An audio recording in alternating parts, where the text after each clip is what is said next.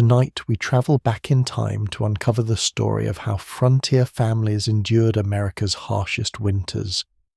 A time when survival itself was an achievement, when every decision could mean the difference between life and death, and when the brutal forces of nature tested the limits of human endurance. Before we begin, where are you listening from, and what time is it there? Close your eyes for a moment and imagine stepping outside into air so cold it burns your lungs with every breath. Imagine snow piled so high against your cabin walls that you cannot see out your windows for months at a time. Imagine knowing that your family's survival depends entirely on decisions you made 6 months ago, back when the sun was warm and food was plentiful. This was the reality for thousands of American pioneer families who pushed westward during the 1800s, seeking new opportunities in a land that could be both breathtakingly beautiful and mercilessly cruel. The American frontier stretched across vastly different landscapes, each presenting its own unique challenges when winter arrived. In the northern territories of Montana, Dakota, and Wyoming, temperatures could plummet to 40 or 50 degrees below zero, with winds that cut through any clothing like invisible knives. The Great Plains offered no natural windbreaks, allowing storms to sweep across hundreds of miles of open grassland with nothing to slow their fury. Further south, in Kansas and Nebraska, winters were somewhat milder, but no less dangerous, with sudden blizzards that could appear without warning and trap families for weeks at a time. The mountain regions presented different dangers altogether. Deep snows could isolate entire communities for months, with mountain passes becoming completely impassable until spring thaw. Families who settled in valleys found themselves cut off from the outside world, dependent entirely on whatever supplies they had managed to gather before the first snows fell. The Appalachian frontier, though in many ways less harsh than the Western Territories, brought its own challenges with freezing rain, ice storms, and the constant battle against cold and damp that seeped into poorly constructed cabins. What made these frontier winters so deadly was not just the cold itself, but the complete isolation it imposed. In the settled East, families had neighbours within walking distance, stores where additional supplies could be purchased, and doctors who could be summoned in emergencies. On the frontier, the nearest neighbour might be 5 or 10 miles away across trackless snow. The nearest town with a general store might be a day's journey in good weather, completely unreachable during winter storms. Medical help was often non-existent, forcing families to rely on folk remedies and their own resourcefulness when illness struck. The psychological toll of this isolation cannot be overstated. Imagine living for 5 or 6 months in a single room with your entire family, unable to go outside except for essential tasks like tending animals or gathering firewood. The sun rose late and set early, leaving long hours of darkness to be endured by the flickering light of oil lamps or candles. The wind howled constantly around the cabin walls, a reminder of the hostile world just beyond the thin barrier of logs and mud that separated warmth from certain death. Pioneer families knew they were taking enormous risks when they chose to settle in these harsh environments. Many had come from more temperate climates in Europe or the eastern United States, where winters, though cold, were manageable with proper preparation. Nothing in their previous experience could have fully prepared them for the reality of a Great Plains winter or a Dakota blizzard. Yet they came anyway, driven by dreams of land ownership, economic opportunity, or simply the desire for a fresh start in a new land. The indigenous peoples who had inhabited these lands for thousands of years before European settlement had developed sophisticated strategies for surviving harsh winters. Many tribes practice seasonal migration, moving to more sheltered locations when cold weather approached. They had perfected the art of food preservation, creating pemmican and other concentrated foods that could sustain them through months of scarcity. Their clothing, made from carefully prepared animal hides and furs, provided insulation far superior to the wool and cotton garments that many pioneers initially wore. The psychological toll of this isolation cannot be overstated. Imagine living for 5 or 6 months in a single room with your entire family, unable to go outside except for essential tasks like tending animals or gathering firewood.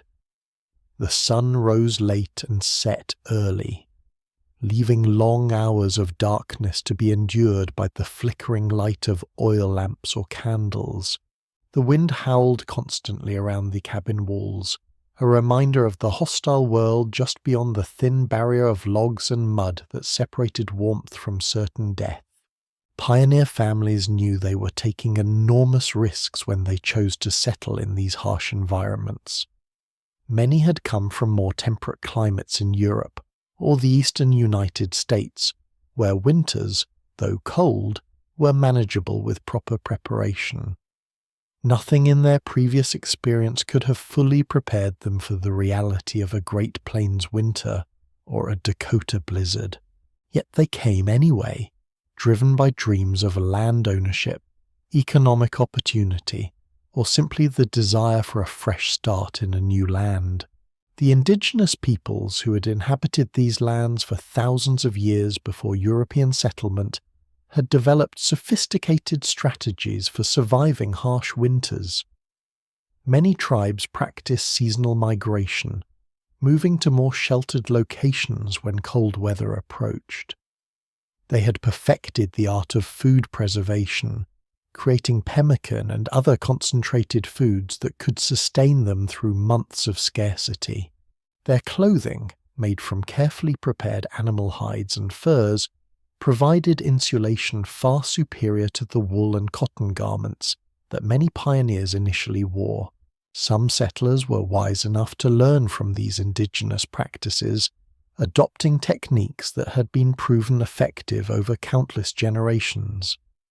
They learned which wild plants could be gathered and preserved, how to read weather signs in animal behavior and atmospheric conditions, and how to construct shelters that could withstand the worst that winter could deliver. Those who refused to adapt, who insisted on maintaining the practices they had known in milder climates, often paid a terrible price for their stubbornness. The winter of 1886 to 1887 stands as perhaps the most notorious season in the entire history of the American frontier. This was the winter that would come to be known as the Great Die-Up, a catastrophe so complete that it fundamentally changed the way people approached settlement and ranching in the Western Territories. To understand why this winter was so devastating, we must first understand the conditions that preceded it. The summer of 1886 had been unusually hot and dry across the Great Plains. Prairie fires swept through the grasslands, consuming the vegetation that cattle and other livestock depended on for grazing. Water sources dried up, forcing animals to travel ever greater distances in search of something to drink. By autumn, the range was almost completely barren, with only the most stubborn and drought-resistant grasses surviving in scattered patches. The cattle that had been allowed to roam freely across the open range were already weakened and undernourished as the first cold weather approached. Large ranching operations, many of them funded by Eastern and European investors who had never experienced a harsh Western winter, had become complacent after a series of mild seasons. The conventional wisdom among these absentee owners was that cattle could survive on open range year-round, finding sufficient forage even in winter by pouring through moderate snow to reach the grass beneath. The expense of growing and storing hay for winter feeding seemed unnecessary, an expense that would only reduce profits. After all, the previous winters had been relatively mild, and the cattle had survived without significant losses. Experienced frontiersmen knew better. They had heard stories from older settlers and from Native Americans about killer winters that struck every decade or two, seasons when the cold was so intense and prolonged that survival became a desperate struggle even for the best prepared families. They noticed the warning signs that autumn, subtle changes in animal behavior that presage something far worse than a normal winter. Squirrels gathered nuts with unusual intensity, working from dawn to dusk to fill their storage chambers. Beavers built dams larger and stronger than anyone had seen before, as if preparing for catastrophic flooding when the accumulated ice and snow finally melted. Even the cattle themselves grew thicker coats than normal, their bodies responding to signals in the environment that humans could barely perceive. The birds began their southern migration earlier than usual that year, abandoning the northern territories while autumn was still in full swing. Those who paid attention to such signs began making extra preparations, cutting additional firewood, preserving every scrap of food they could manage, and reinforcing their cabins against storms they hoped would never come, but feared were inevitable. Their less observant or more optimistic neighbours sometimes mocked these preparations as excessive, the product of old wives' tales and superstitious nonsense. The first significant snow fell in early November, earlier than expected and heavier than normal. Within days, the landscape was transformed from brown prairie to endless white, with drifts beginning to accumulate in every low spot and against every fence line or structure. The temperature dropped steadily, week after week, with no warming trend to provide relief. By late November, families were already beginning to ration their food supplies, calculating how many months they would need to make their stores last. Then came January 9th, 1887, a date that would be seared into the memory of everyone who experienced what followed. A massive storm system swept down from the Arctic, bringing with it winds of incredible fury and temperatures that plunged to the depths rarely seen even in that harsh land. Within hours, more than 16 inches of new snow had fallen across much of the Great Plains. The wind whipped this snow into towering drifts, some reaching heights of 15 or 20 feet.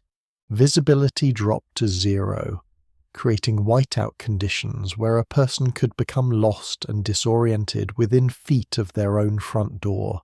The temperature during this storm has been estimated at 50 degrees below zero in some locations, though accurate measurements were difficult to obtain under such extreme conditions. At these temperatures, exposed skin freezes within minutes. Breathing becomes difficult as the extreme cold burns the lungs and airways. Any moisture freezes instantly, causing eyelashes to ice together and making it nearly impossible to see. The wind chill pushed the effective temperature even lower, creating conditions where survival outside became a matter of minutes rather than hours. For the thousands of cattle that had been left to fend for themselves on the open range, this storm was a death sentence. Already weakened by months of poor grazing, they had no shelter, no stored food, and no protection from the killing wind. They huddled together in masses, seeking any slight protection offered by hills, ravines, or fence lines. As the weaker animals succumbed to the cold, their bodies became windbreaks for the survivors, creating grotesque piles of frozen carcasses against every barrier. Many cattle tried to drift with the wind, moving steadily south and east in search of shelter they would never find. Those that encountered the newly erected barbed wire fences that were just beginning to crisscross the prairie found their path blocked. Unable to go forward and unable to turn back against the wind, They piled up against these fences by the hundreds and thousands, freezing where they stood.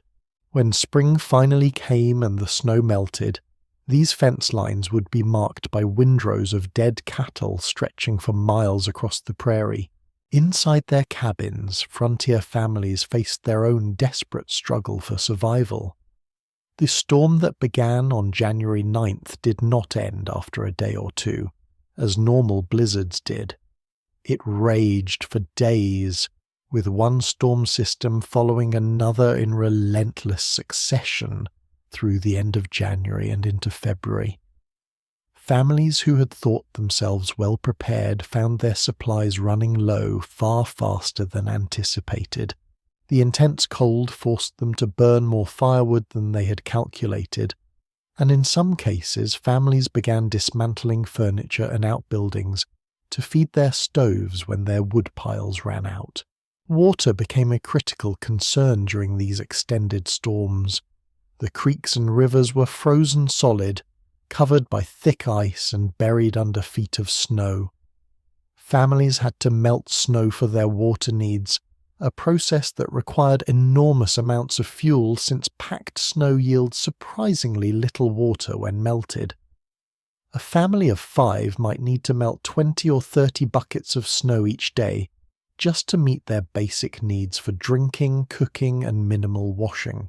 Each bucket of snow required precious firewood to heat, creating a vicious cycle where staying alive consumed the very resources needed for survival.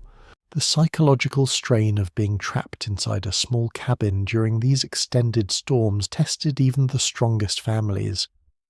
Parents watched their children grow increasingly restless, unable to play outside or burn off their natural energy. Husbands and wives who normally worked separately on different tasks found themselves confined in close quarters, with nothing to do but wait for the storm to end. The constant darkness, both from the shortened winter days and the snow that covered windows, contributed to feelings of oppression and despair that we now recognize as seasonal affective disorder, but which pioneers simply had to endure. Some families made the terrible mistake of trying to travel during these storms, either because they had run out of essential supplies or because they believed the storm was ending when in fact it was only pausing briefly between waves. The stories of these doomed expeditions are heartbreaking. Families who froze to death within sight of shelter they could not find in the whiteout conditions. Men who went out to tend their animals and became disoriented, wandering in circles until exhaustion and cold claimed them mere yards from their cabin doors. Children who were caught outside when storms struck suddenly, their small bodies found weeks later when the snow finally melted. The death toll from the winter of 1886 to 1887 will never be known with certainty, but estimates suggest that between 200 and 500 people died directly from the cold and storms, while hundreds of thousands of cattle perished across the Great Plains. The economic impact was staggering. Ranching operations that had been valued at millions of dollars were wiped out completely.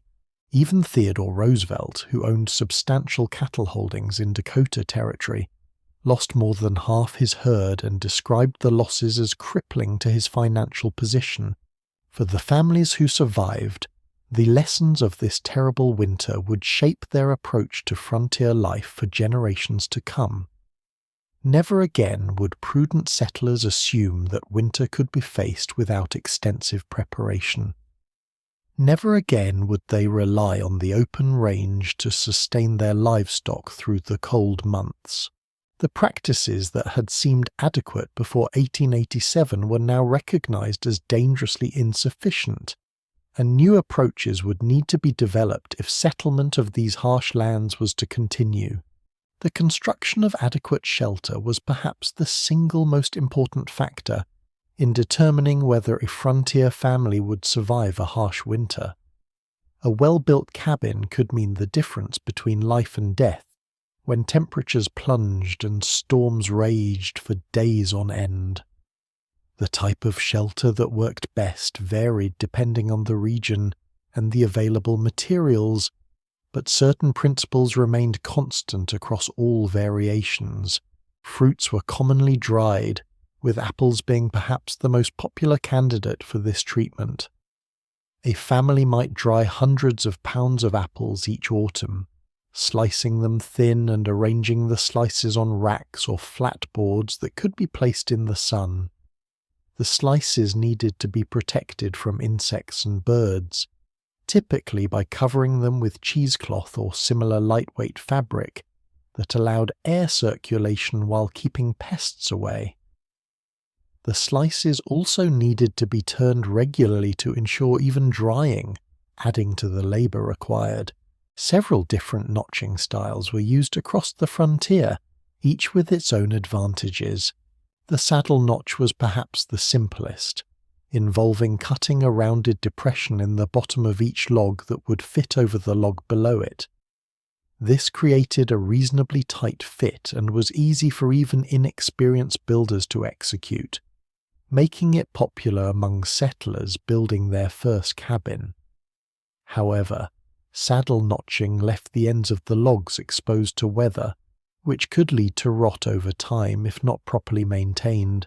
Meat preservation required different techniques than vegetables and fruits, since meat was more prone to spoilage and more essential for maintaining strength during the demanding physical labour that winter survival often required.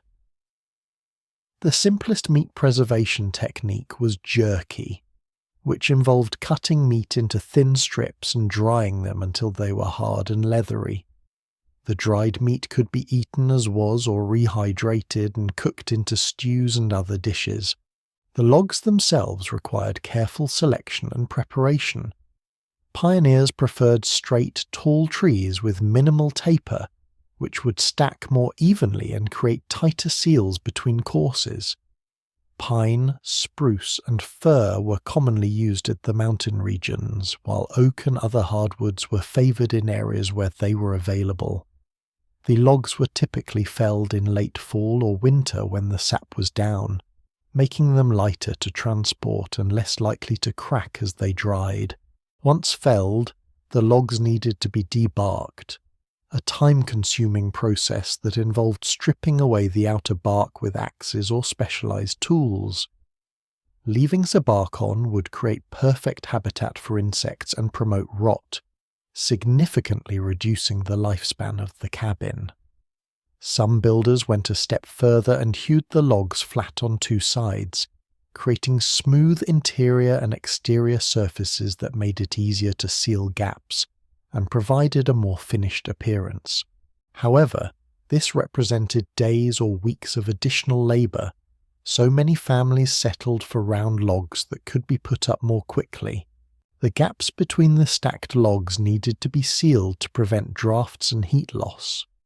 This process, called chinking, was absolutely critical to creating a cabin that could maintain warmth during winter. The materials used for chinking varied depending on what was available, but the goal was always the same: to fill every gap and crack that wind or cold could penetrate. The first step in chinking was often to fill larger gaps with wood chips, small stones, or even corn cobs, anything that would provide bulk to fill the space. Then a mortar-like mixture would be applied over these filler materials, worked into every crevice and smoothed to create a relatively weatherproof seal. The composition of this mortar varied widely. Some families mixed clay with water and straw to create a primitive adobe-like material. Others used a mixture of mud, moss, and dried grass, sometimes adding animal dung to the mix to improve adhesion and weather resistance. The problem with these natural chinking materials was that they required constant maintenance.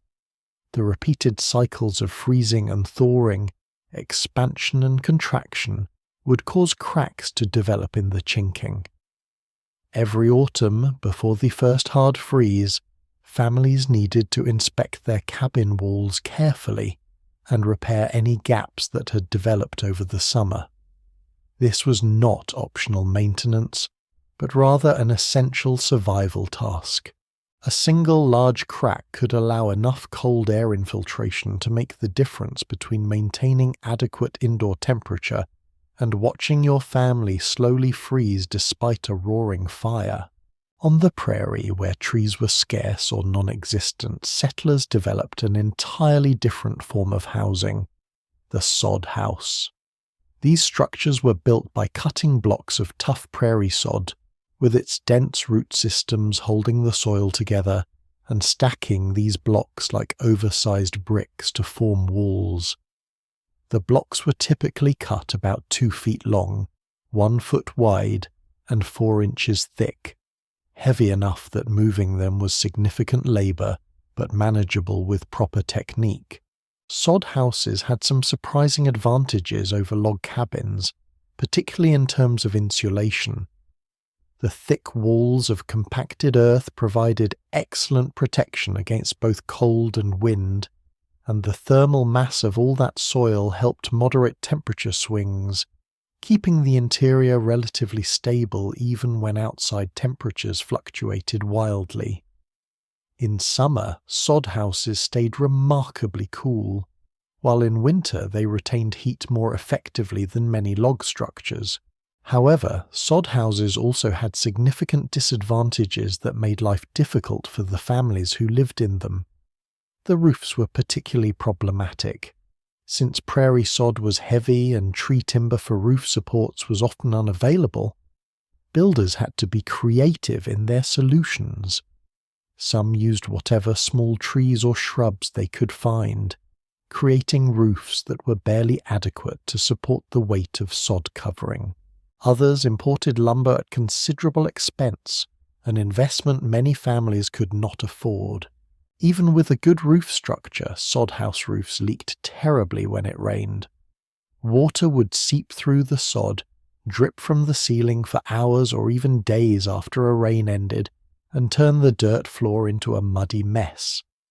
In winter, this constant dampness could be miserable, contributing to respiratory problems and making it difficult to stay warm despite the excellent insulation the walls provided. Many sod house families lived with buckets and pans positioned to catch drips, a constant reminder of the primitive conditions they endured. The darkness inside sod houses was another challenge. With walls that could be 3 feet thick in some cases, windows became deep tunnels that admitted relatively little light. Sod house families often lived in perpetual twilight, even on sunny days, relying on oil lamps and candles for illumination far more than their log cabin counterparts. The expense of lamp oil and candles was not trivial for families living on the edge of subsistence, forcing them to carefully ration their use of light and spend many evening hours in near darkness. Regardless of whether a family lived in a log cabin or a sod house, the positioning and orientation of their dwelling was crucial for winter survival. Experienced builders tried to site their structures with the long axis running east to west, positioning the main door and any windows on the south side where they could capture maximum sunlight during the short winter days. Every bit of passive solar heating helped reduce the amount of firewood that needed to be burned, conserving resources that might prove critical during an extended cold spell. Protection from prevailing winds was another important consideration. Families who could build on the lee side of a hill or in a valley bottom gained significant protection from wind-driven cold, though they had to balance this against the risk of flooding during spring thaw or heavy rains. The worst possible location was an exposed hilltop where winds had unobstructed access. Yet some families chose such locations anyway, valuing the view or the convenience of a building site that required less excavation. Inside the cabin, the layout and furnishings were dictated by the need to maximize heat conservation and minimize the amount of space that needed to be kept warm. Most frontier cabins consisted of a single room, rarely larger than 16 by 20 feet, with a sleeping loft above if the roof height permitted. This small size was not just a matter of convenience or construction economy, it was a calculated survival strategy. A small space could be heated more easily and maintained at livable temperature with less firewood than a larger dwelling. The iron stove, when families could afford one, was positioned in the center of the room to radiate heat in all directions. These stoves were marvels of 19th century engineering, designed to extract maximum heat from minimum fuel. Cast iron construction allowed them to reach high temperatures without damage, while careful design of the firebox and flue passages ensured efficient combustion and heat transfer. A good stove could heat a small cabin adequately while burning far less wood than an open fireplace, which lost most of its heat up the chimney. For families who could not afford a purchased stove, an open fireplace was the only option. These were typically built of stone, with the firebox large enough to accept logs 3 or 4 feet long. The chimney was constructed with great care, since any defect that allowed sparks to reach wooden structural elements could result in fire that would destroy the cabin and kill anyone unable to escape. Many frontier families lost everything to chimney fires, a constant danger that required eternal vigilance and regular maintenance. The furniture in a frontier cabin was minimal and arranged with mathematical precision to optimize heat distribution. Beds were positioned to receive radiant heat from the stove while avoiding direct exposure that could become uncomfortable. During the coldest nights, families often abandoned beds entirely and slept on pallets, arranged in a circle around the stove where the heat was most concentrated. This surrender of privacy and comfort was simply accepted as necessary for survival when temperatures outside dropped to dangerous levels. Food preservation and storage represented another crucial element of winter survival, requiring planning and labor that began in spring and continued through the autumn harvest season. The fundamental challenge was simple but daunting. A family needed to preserve enough food to sustain themselves through 5 or 6 months when nothing could be grown or easily obtained from the wild. This meant that summer and autumn were seasons of almost constant labor, with every family member contributing to the essential task of putting by food for the winter ahead. The variety of preservation techniques available to frontier families reflected hundreds or thousands of years of accumulated human knowledge about how to keep food edible in the absence of refrigeration. Each method had its own advantages and limitations, requiring different amounts of labor, different storage conditions, and producing foods with different nutritional and palatability characteristics. Successful frontier families became experts in multiple preservation techniques, using each method for the foods it suited best. Drying was perhaps the oldest and most universal food preservation method, used by cultures around the world for millennia. The principle was simple. Remove enough moisture from food and the bacteria, yeasts and molds that cause spoilage cannot grow. In practice, successful drying required careful attention to detail and favorable weather conditions. Food to be dried needed to be sliced thin enough that moisture could escape readily, but not so thin that pieces would blow away or become too brittle to handle.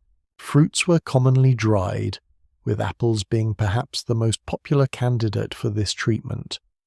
A family might dry hundreds of pounds of apples each autumn, slicing them thin and arranging the slices on racks or flat boards that could be placed in the sun. The slices needed to be protected from insects and birds, typically by covering them with cheesecloth or similar lightweight fabric that allowed air circulation while keeping pests away. The slices also needed to be turned regularly to ensure even drying, adding to the labor required. Vegetables dried equally well, with beans being particularly important for frontier families. Green beans could be threaded on strings and hung in a warm, dry location, where they would gradually lose moisture and become what pioneers called leather breeches.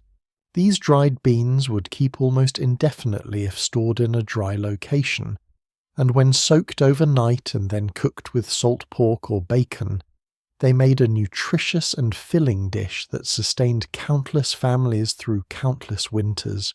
Corn was dried in several different forms, each serving different purposes in the frontier diet. Sweet corn could be cut from the cob and dried as individual kernels, which could then be rehydrated and cooked like fresh corn or ground into meal. Field corn was often dried while still on the cob, and then shelled when needed, with the dried kernels being ground into cornmeal for making bread, mush, or other corn-based dishes that were staples of the frontier diet. Properly dried and stored corn would keep for years, making it an invaluable hedge against crop failure in subsequent seasons.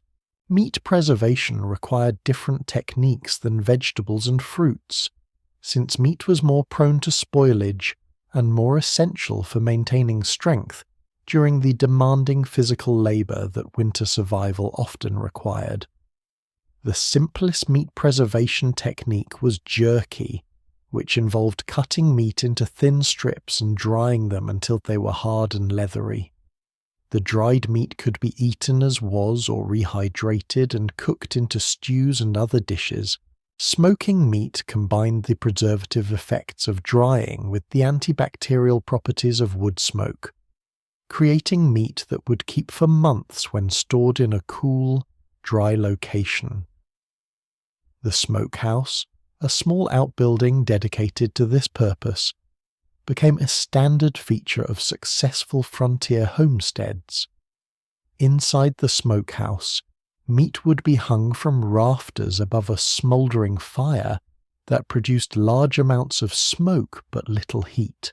The process took days or even weeks, requiring constant attention to maintain the fire and ensure adequate smoke exposure. Different woods were favoured for smoking different meats, with each type of wood imparting its own characteristic flavour. Hickory was prized for pork, while apple wood gave chicken and other poultry a mild, slightly sweet flavour.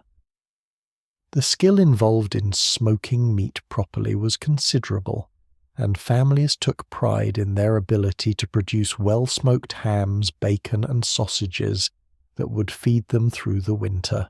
Salt curing represented another important meat preservation technique, particularly valuable for preserving large quantities of meat quickly when an animal was butchered. The meat would be rubbed thoroughly with salt, which drew moisture out of the tissues through osmosis and created an environment hostile to bacteria. Layer upon layer of salted meat would be packed into barrels, with additional salt added between layers. When the barrel was full, a brine made of salt and water would be poured in to fill any air spaces. Salt pork preserved in this manner would keep for many months, though it required soaking in fresh water before cooking to remove excess salt that would otherwise make it unpalatable. The process required substantial quantities of salt, which had to be purchased at considerable expense from travelling merchants or distant stores. Some families economized by reusing the same brine for multiple batches of meat, though this increased the risk of spoilage if any bacteria established themselves in the brine. The root cellar served as the frontier family's refrigerator, providing cool but not freezing temperatures that extended the storage life of many foods that could not be dried or otherwise preserved. Root cellars were typically dug into a hillside or excavated beneath the cabin floor, creating an underground chamber whose temperature remained relatively constant year-round, typically in the range of 45 to 55 degrees Fahrenheit. In this cool, dark environment, root vegetables thrived. Potatoes, carrots, turnips, beets, parsnips, and other roots could be stored through the entire winter if conditions were right. The key was maintaining adequate humidity to prevent the vegetables from drying out while avoiding excess moisture that would promote rot. This was typically accomplished by layering the vegetables with straw, leaves, or sand, which helped regulate moisture while providing some insulation. Apples also stored well in root cellars, particularly late-season varieties that were picked just before frost and handled carefully to avoid bruising. A family might store several bushels of apples, providing fresh fruit through much of the winter until the stored supply was exhausted. The psychological value of having fresh fruit during the darkest, coldest months cannot be overstated, providing not just nutrition, but also a welcome change from the monotony of preserved and dried foods.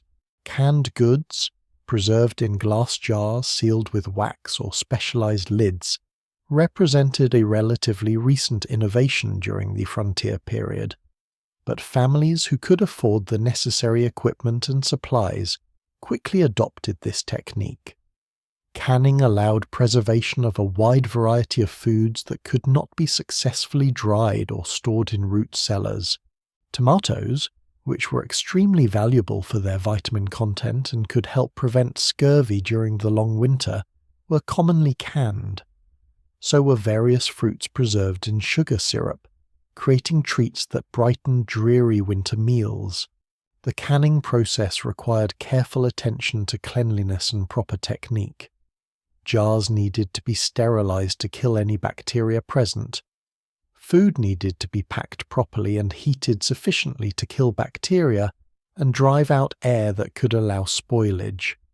The seals needed to be tight enough to prevent new contamination. Families who failed to follow proper procedures sometimes paid a terrible price, losing not just their preserved foods but potentially their health or even their lives to botulism or other forms of food poisoning.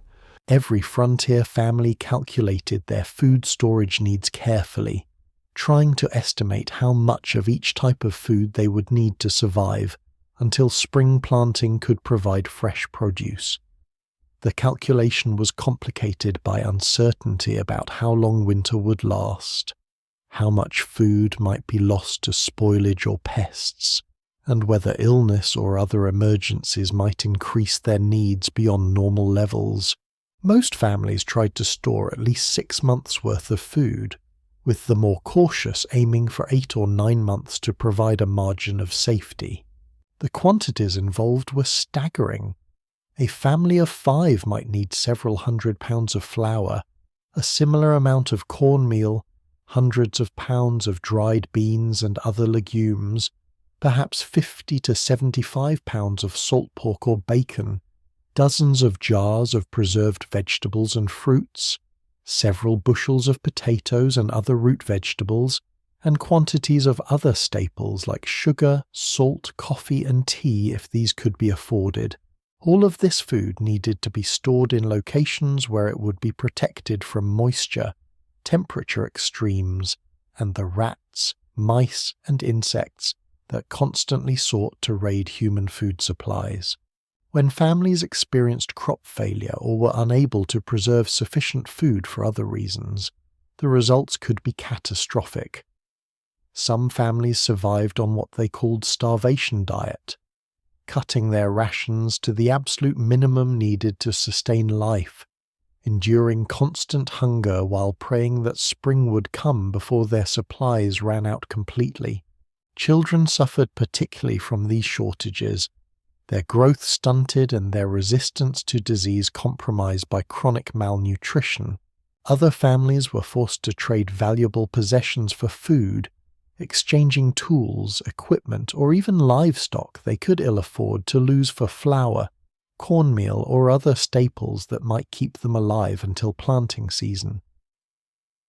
The memories of these desperate trades haunted families for years afterward, representing not just economic loss, but also a profound humiliation at having failed in the fundamental task of providing for one's family. The daily routine during frontier winters was dominated by the constant struggle to maintain warmth and sustain life.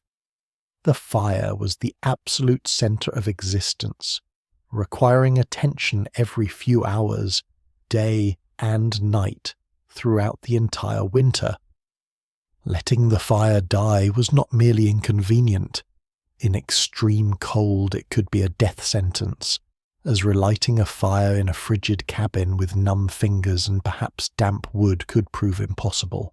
Families developed careful routines for fire management, with responsibility often shared among adult members so that no one had to bear the entire burden of nighttime fire tending. Every evening before bed, the fire would be built up with large logs that would burn slowly through the night. Someone would wake every few hours to add wood, stir the coals, and ensure the fire continued burning steadily.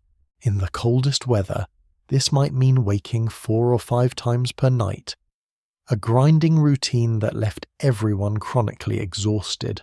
The quality and condition of firewood made an enormous difference in how much labor fire maintenance required.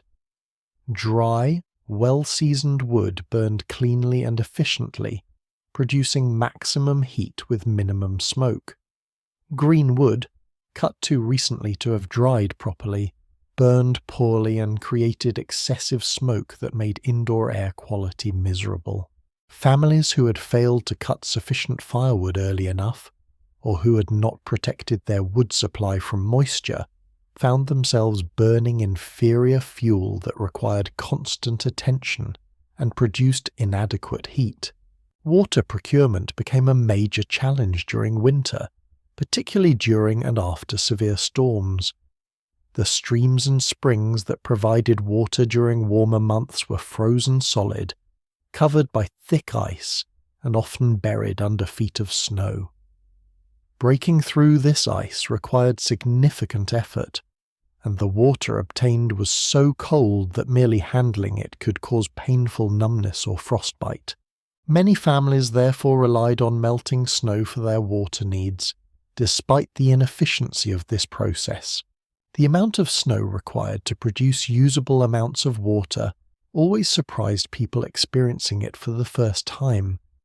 Packed snow contains mostly air, so a large bucket of snow might yield only an inch or 2 of water when melted. Meeting a family's daily water needs might require melting 20, 30 or more buckets of snow, each requiring precious firewood to heat. This created a vicious cycle where the act of obtaining water consumed fuel that was itself in limited supply. The children of frontier families faced their own unique challenges during winter confinement. Accustomed to playing outdoors, running freely across open spaces, and engaging in physical activities that burned off their natural energy, they now found themselves confined to a single room that might measure only 12 by 16 feet. The psychological stress of this confinement affected different children in different ways, but all struggled with the restrictions to some degree. Parents tried to maintain some semblance of education during the long winter months, recognizing that their children's future opportunities would depend in part on their ability to read, write, and cipher. The dim light of oil lamps made reading and writing difficult, straining young eyes that squinted at pages by flickering flame. Slates and chalk were used for practicing letters and numbers, since paper was too precious to waste on practice exercises. Some families owned a few precious books, worn volumes that were read and reread until every child knew their contents nearly by heart. The older children often took responsibility for teaching younger siblings, reinforcing their own knowledge while allowing parents to focus on other tasks. This practice of children teaching children created strong bonds between siblings and instilled a sense of responsibility and competence in the older children that served them well throughout their lives. The lessons learned in these frontier cabins might have been rudimentary by the standards of established schools, but they provided the foundation for literacy and numeracy that many frontier children built upon as they grew. Keeping children occupied and relatively content during months of confinement required creativity and patience that parents sometimes struggled to maintain. Games and toys were improvised from whatever materials were available. Corncob dolls, carved wooden animals, and simple board games helped pass the time. Singing was popular, with families gathering around the fire in the evening to sing hymns, folk songs, and ballads that connected them to their cultural heritage. Storytelling served similar purposes, with parents and grandparents sharing tales from their own childhoods or from the folklore of their ancestral homelands. The psychological toll of winter isolation affected adults perhaps even more severely than children. The constant proximity to family members, the inability to escape for even brief periods of solitude, and the grinding monotony of unchanging routine wore away at even the strongest personalities.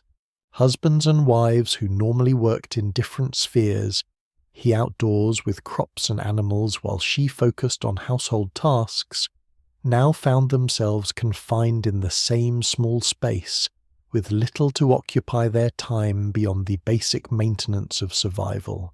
Arguments and tensions were inevitable under these conditions, but frontier families generally lacked the luxury of allowing disputes to escalate into serious conflicts. They depended on each other too completely, and the consequences of family breakdown would have been too severe. People learned to swallow their frustrations, to overlook minor irritations, and to maintain at least a surface harmony that allowed the family to function as a unit. The emotional scars left by this forced proximity and suppressed conflict were invisible but real, shaping personalities and relationships in ways that sometimes only became apparent years later. Depression, which we now recognize as a serious medical condition that can be treated, was simply something that people endured during the frontier period. The long hours of darkness, the lack of sunlight, the monotony and the isolation all contributed to profound melancholy in people who were otherwise mentally healthy. They had no vocabulary for what they were experiencing, no framework for understanding that their feelings were the result of biochemical changes in their brains triggered by environmental factors. They simply suffered day after day, trying to maintain hope that spring would eventually come and life would improve. Women faced particular challenges during frontier winters, as the burden of maintaining household function fell primarily on their shoulders, even as the scope for normal activities contracted dramatically. The tasks that had occupied their days during warmer months, gardening, food preservation, laundry, and numerous other outdoor chores, were now impossible or severely restricted. Yet the work that remained, cooking, cleaning, mending, childcare, and nursing the sick, continued without pause. The cooking was particularly demanding during winter, as every meal had to be prepared on a wood stove or over an open fire using preserved ingredients that often required extensive preparation before they could be eaten. Dried beans needed to be soaked overnight before cooking. Salt pork needed to be soaked to remove excess salt. Dried vegetables needed to be rehydrated. Every meal represented hours of work, and the monotony of the available ingredients made it difficult to create variety that would keep families content with their diet. Medical care and the treatment of illness represented one of the most terrifying aspects of frontier winter survival. When someone fell ill, there was often no possibility of obtaining professional medical care. The nearest doctor might be 50 or 100 miles away, completely unreachable when storms made travel impossible. Families had to rely on their own knowledge of home remedies, folk medicine passed down through generations, and whatever medical reference books they might possess. The illnesses that struck frontier families during winter were numerous and often severe.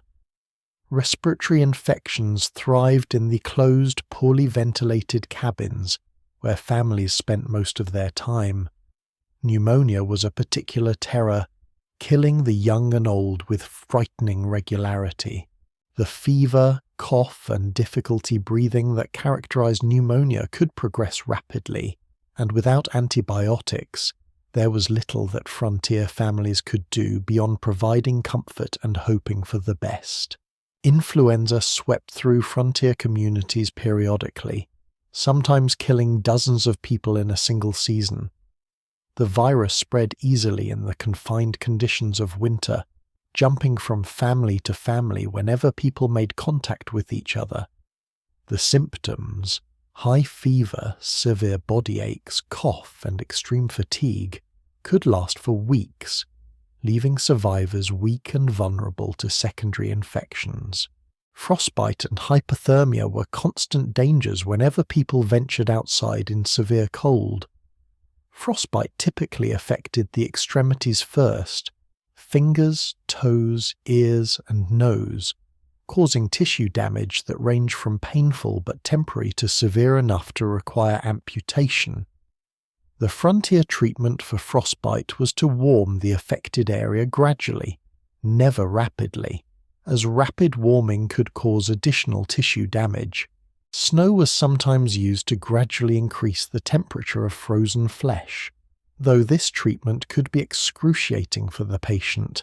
The home remedies available to frontier families range from genuinely effective treatments based on sound principles to superstitious practices that had no medical value and might actually do harm.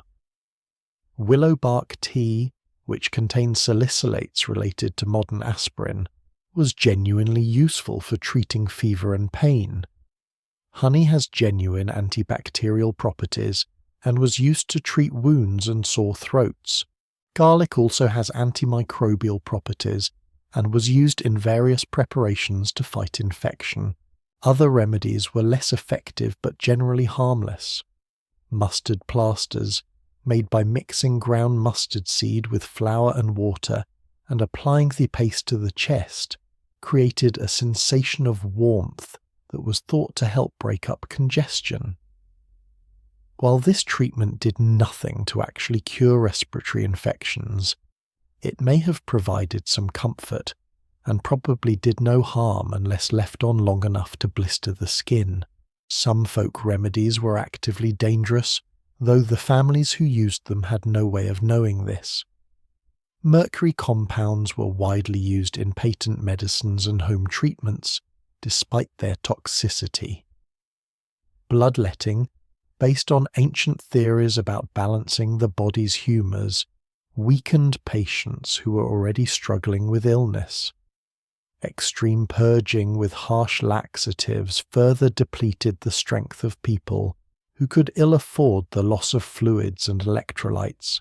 When death came to a frontier family during winter, as it all too often did, the survivors faced additional challenges beyond their grief. The ground was frozen too hard for digging a grave, making burial impossible until spring thaw. Bodies had to be stored, typically in an unheated outbuilding where the cold acted as natural refrigeration, until spring when proper burial could take place. The psychological burden of living through the winter with a deceased family member waiting for burial in the barn or shed can scarcely be imagined. Childbirth during frontier winters represented a particular sort of crisis, combining the dangers of a medical emergency with the impossibility of obtaining help. Women gave birth attended only by female relatives or neighbours, if any were available, relying on knowledge passed from mother to daughter, and the accumulated experience of women who had themselves given birth multiple times. The maternal mortality rate was horrifyingly high by modern standards, and many women approached each pregnancy with the realistic understanding that they might not survive it. The role of community in frontier winter survival cannot be overstated, even though the isolation imposed by winter storms often prevented direct contact for weeks or months at a time. The knowledge that neighbours existed, that help might be available in extremis, even if it could not be accessed immediately, provided psychological sustenance that helped families endure the worst periods of isolation and hardship.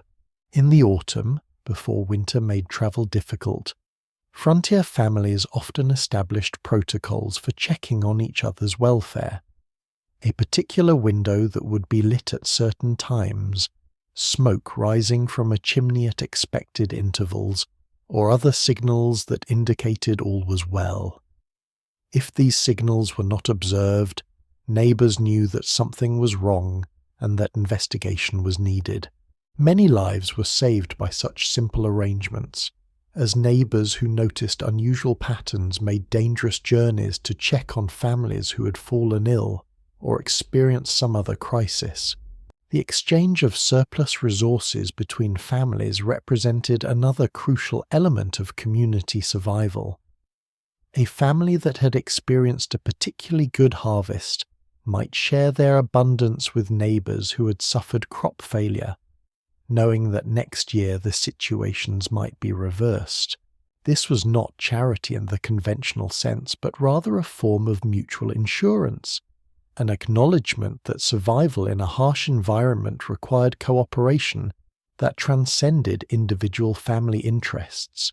Spring gatherings, when families emerged from winter isolation and came together to celebrate survival and renew community bonds, were highlights of the frontier year. These gatherings combined practical purposes, the exchange of news and information, the trading of goods and services, the arrangement of marriages and other social connections, with pure socialization that people craved after months of seeing only their immediate family members. The relief and joy of these spring gatherings was profound, a collective expression of gratitude for having survived another winter. The knowledge and survival techniques that Native American peoples shared with some frontier settlers proved invaluable for winter survival.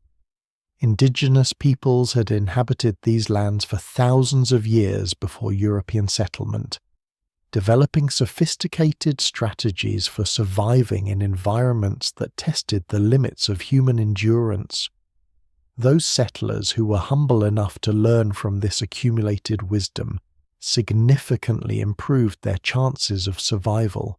Native American winter clothing made from carefully prepared animal hides and furs provided insulation superior to the wool and cotton garments that many pioneers wore. The techniques for preparing these hides, scraping them, treating them with brain tanning or other processes, and assembling them into garments that were both warm and flexible, represented knowledge accumulated over countless generations. Settlers who adopted these clothing styles found themselves far more comfortable and far less vulnerable to frostbite than those who stubbornly clung to European dress. The use of multiple layers, a basic principle of cold weather protection, was standard practice among Native Americans long before European settlers arrived. A base layer next to the skin would absorb perspiration and provide initial insulation. Middle layers would trap air and provide additional warmth. An outer layer would block wind and protect against moisture. This layering system allowed for adjustment as activity levels and conditions changed, preventing the dangerous combination of sweating followed by rapid cooling that could lead to hypothermia. Food preservation techniques practiced by Native American peoples also offered valuable lessons for settlers willing to learn. Pemmican, a concentrated food made from dried meat pounded into powder and mixed with rendered fat and sometimes dried berries, provided compact, long-lasting nutrition ideal for winter survival. A small amount of pemmican could sustain a person through a day of hard work in extreme cold, and properly made pemmican would keep for years without spoiling. The use of natural shelters and the strategic selection of winter camping locations demonstrated sophisticated understanding of microclimate and environmental conditions. Native Americans who practiced seasonal migration would move to locations that offered natural protection from wind, access to water sources that would not freeze completely, and proximity to areas where game animals congregated during winter. The positioning of lodges and teepees took advantage of solar orientation, prevailing wind patterns and terrain features in ways that maximized comfort and minimized exposure to the worst weather. Reading weather signs and predicting the severity of coming winters was another area where indigenous knowledge proved valuable. The thickness of animal coats, the behavior of birds and insects, the characteristics of plant growth during the summer, and numerous other environmental signs could indicate what kind of winter lay ahead. Settlers who learned to observe and interpret these signs gained precious weeks of additional preparation time before the first storm struck. However, it must be acknowledged that the relationship between frontier settlers and Native American peoples was complex, often hostile, and marked by violence, broken treaties, and dispossession that amounted to genocide. The same settlers who benefited from indigenous knowledge were often participants in or beneficiaries of policies that destroyed Native American communities and forced indigenous peoples from their ancestral lands. This tragic contradiction, the simultaneous appropriation of Native American knowledge and destruction of Native American peoples, represents one of the darkest aspects of frontier history. The end of winter brought relief that frontier families could scarcely articulate, a profound sense of having survived something that tested them to their limits and beyond. The first signs of thaw, the sound of water dripping from icicles, the appearance of bare ground in sunny spots, the return of birds that had migrated south months earlier were greeted with joy that seems almost incomprehensible to modern people who take survival for granted. The work of spring began almost immediately, even as snow still covered much of the ground. Fields needed to be prepared for planting as soon as the soil thawed enough to be worked. Animals that had survived the winter needed care and attention to rebuild their strength. Buildings and equipment that had been neglected during the crisis months of winter required repair. The pace of work accelerated from the enforced leisure of winter confinement to a frenzy of activity designed to make up for lost time. The psychological recovery from winter was slower and less obvious than the physical recovery. The tensions and conflicts that had been suppressed during months of forced proximity needed to be addressed. Grief for those who had not survived the winter needed to be processed. The exhaustion from months of inadequate sleep and chronic low-level stress needed to be healed through weeks or months of better conditions. Some people emerged from winter fundamentally changed by the experience, more resilient and confident in their ability to survive hardship, but also marked by trauma that would influence them for the rest of their lives. The legacy of the terrible winter of 1886 to 1887 extended far beyond the immediate devastation it caused.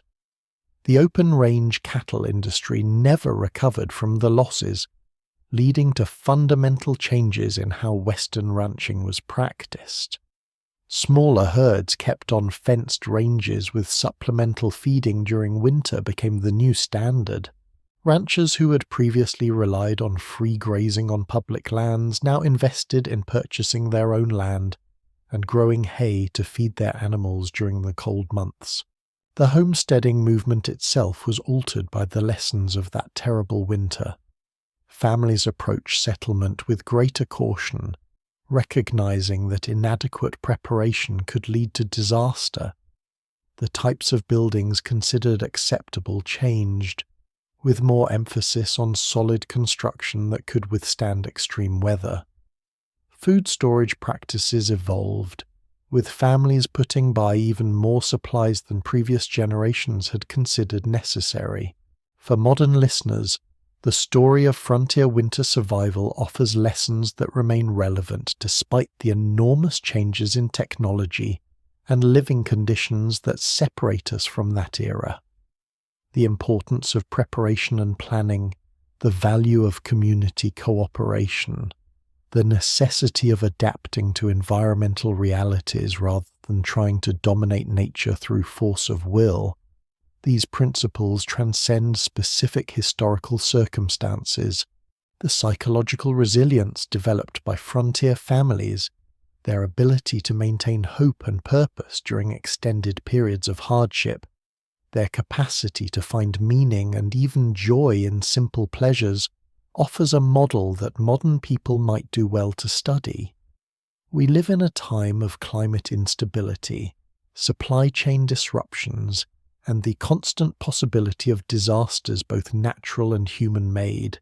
The frontier example reminds us that humans are capable of enduring and adapting to circumstances far more difficult than most of us will ever face, but that such endurance requires preparation, cooperation, and mental flexibility.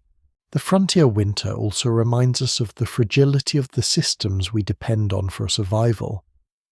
Modern civilization has insulated most of us from direct contact with the natural world and the constant threat of death that our ancestors faced. We flip switches to produce light and heat, turn taps to obtain water, visit stores to purchase food that has been transported from around the world. But these systems that seem so solid and permanent are actually quite fragile, dependent on complex networks of infrastructure, energy supplies, and social cooperation that could be disrupted more easily than we like to imagine. The frontier families who survived the winter of 1886 to 1887 and the countless other harsh winters of the settlement era deserve our respect and remembrance. They endured conditions that most modern people would find unimaginable, maintaining humanity and hope in circumstances that could have easily broken them. Their success in creating communities and building lives in such harsh environments laid the foundations for the modern societies that now occupy those same lands. As you drift off to sleep tonight, in your warm home with its modern conveniences, perhaps you might spare a thought for those frontier families huddled in their log cabins and sod houses, watching the fire through the long winter night, listening to the wind howl outside and dreaming of spring. Their struggles and triumphs, their fears and courage, their losses and ultimate survival are part of our collective human story.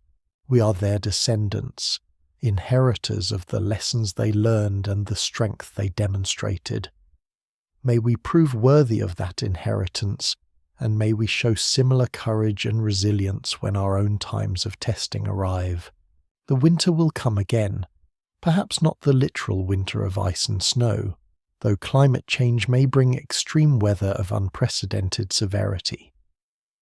But metaphorical winters of economic hardship, social disruption, or personal crisis will certainly arrive for all of us at some point.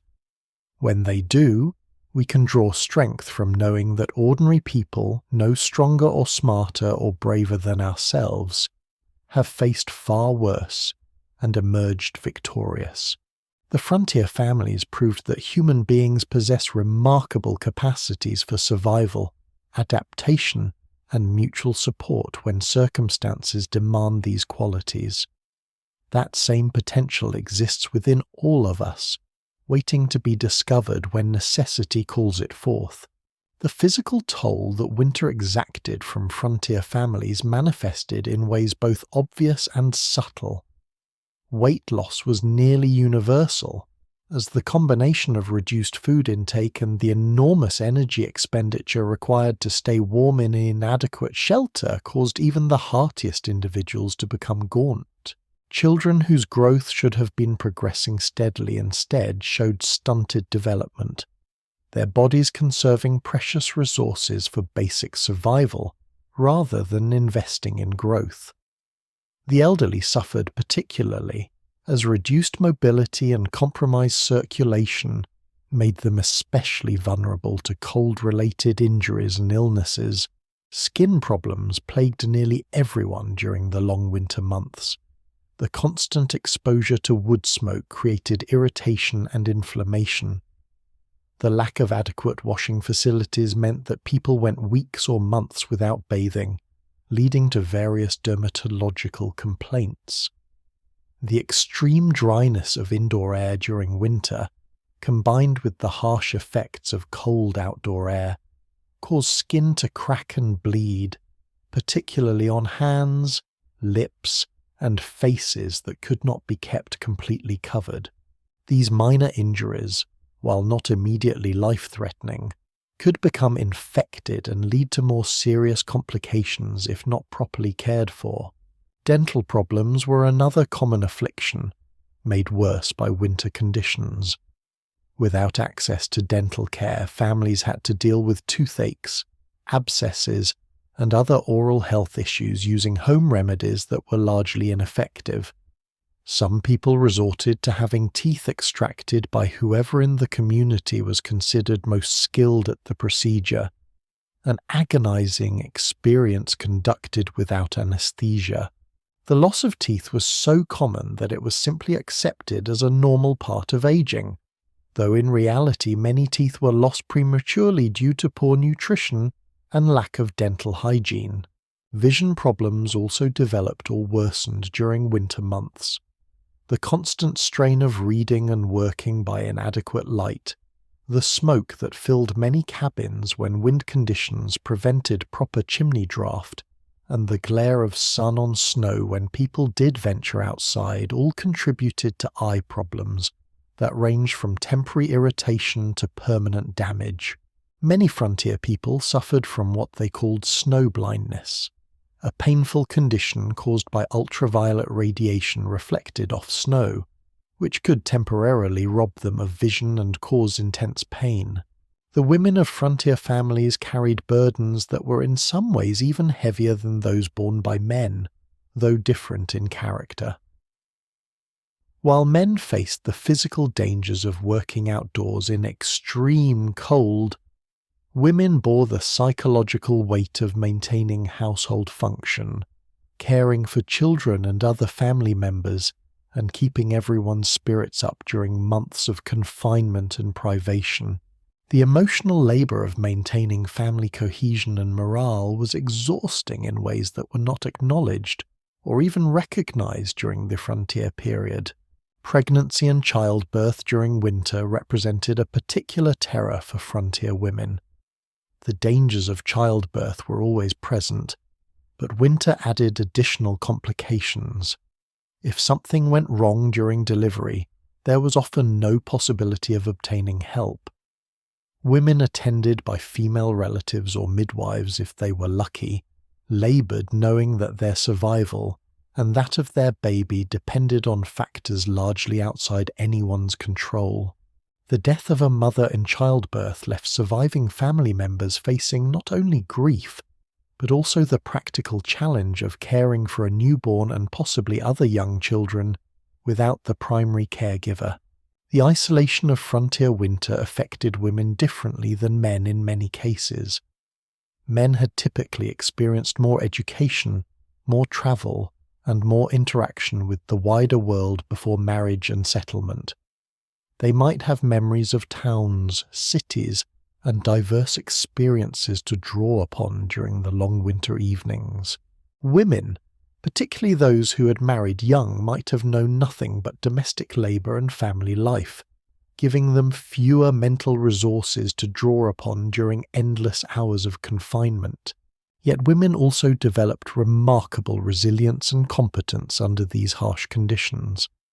They became expert at making do with minimal resources, at improvising solutions to problems that would have seemed insurmountable under other circumstances. They developed a deep knowledge of home medicine, food preservation, and the dozens of other skills essential for frontier survival. Many women discovered strengths within themselves that they had never suspected. capabilities that transformed them from dependent girls into formidable managers of household economies. The children who grew up experiencing frontier winters developed characteristics that marked them for life. They learned early that life was hard, that survival required constant effort and careful planning, and that self-pity was a luxury no one could afford. These lessons produced a generation of Americans who were notably tough, independent and resourceful, capable of handling hardships that would have overwhelmed people raised in easier circumstances. However, frontier childhood also had its costs. Many children lost siblings to disease, accident, or the harsh conditions of frontier life, tragedies that marked them permanently. The education available to frontier children was often minimal and interrupted by the demands of survival labor. Children were expected to contribute to family survival from an early age, taking on responsibilities that modern people would consider inappropriate for young children. The loss of childhood innocence and play, replaced by premature adult concerns and labor, represented a sacrifice that was considered necessary, but was nonetheless real. The games and entertainments that frontier children devised showed remarkable creativity within severe constraints. Without manufactured toys, children made their own from whatever materials were available. Corncob dolls dressed in scraps of fabric became beloved companions. Carved wooden animals became the players in elaborate imaginary dramas.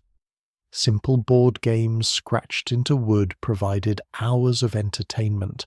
The ability to create joy and play from almost nothing was a skill that served these children well throughout their lives. Storytelling played a crucial role in frontier childhood, serving both entertainment and educational functions. Stories passed down from grandparents and parents connected children to their family history and cultural heritage. Bible stories provided moral instruction and comfort. Tales of adventure and heroism gave children models to emulate and dreams to pursue. The oral tradition remained strong in frontier communities precisely because books were scarce and expensive, making the human voice the primary medium for transmitting culture across generations. Music brought light into the darkness of frontier winters in ways that are hard to overstate. Families who owned even simple instruments like harmonicas, fiddles, or auto harps treasured them as prized possessions. Singing together around the fire in the evening provided entertainment, strengthened family bonds, and lifted spirits that might otherwise have succumbed to despair. The songs sung in these frontier cabins, hymns, folk ballads, and popular tunes of the era, carried emotional resonance that went far beyond their musical qualities. Religious faith played a complex role in frontier winter survival. For many families, belief in God's providence and the promise of eternal life provided comfort and hope during the darkest times.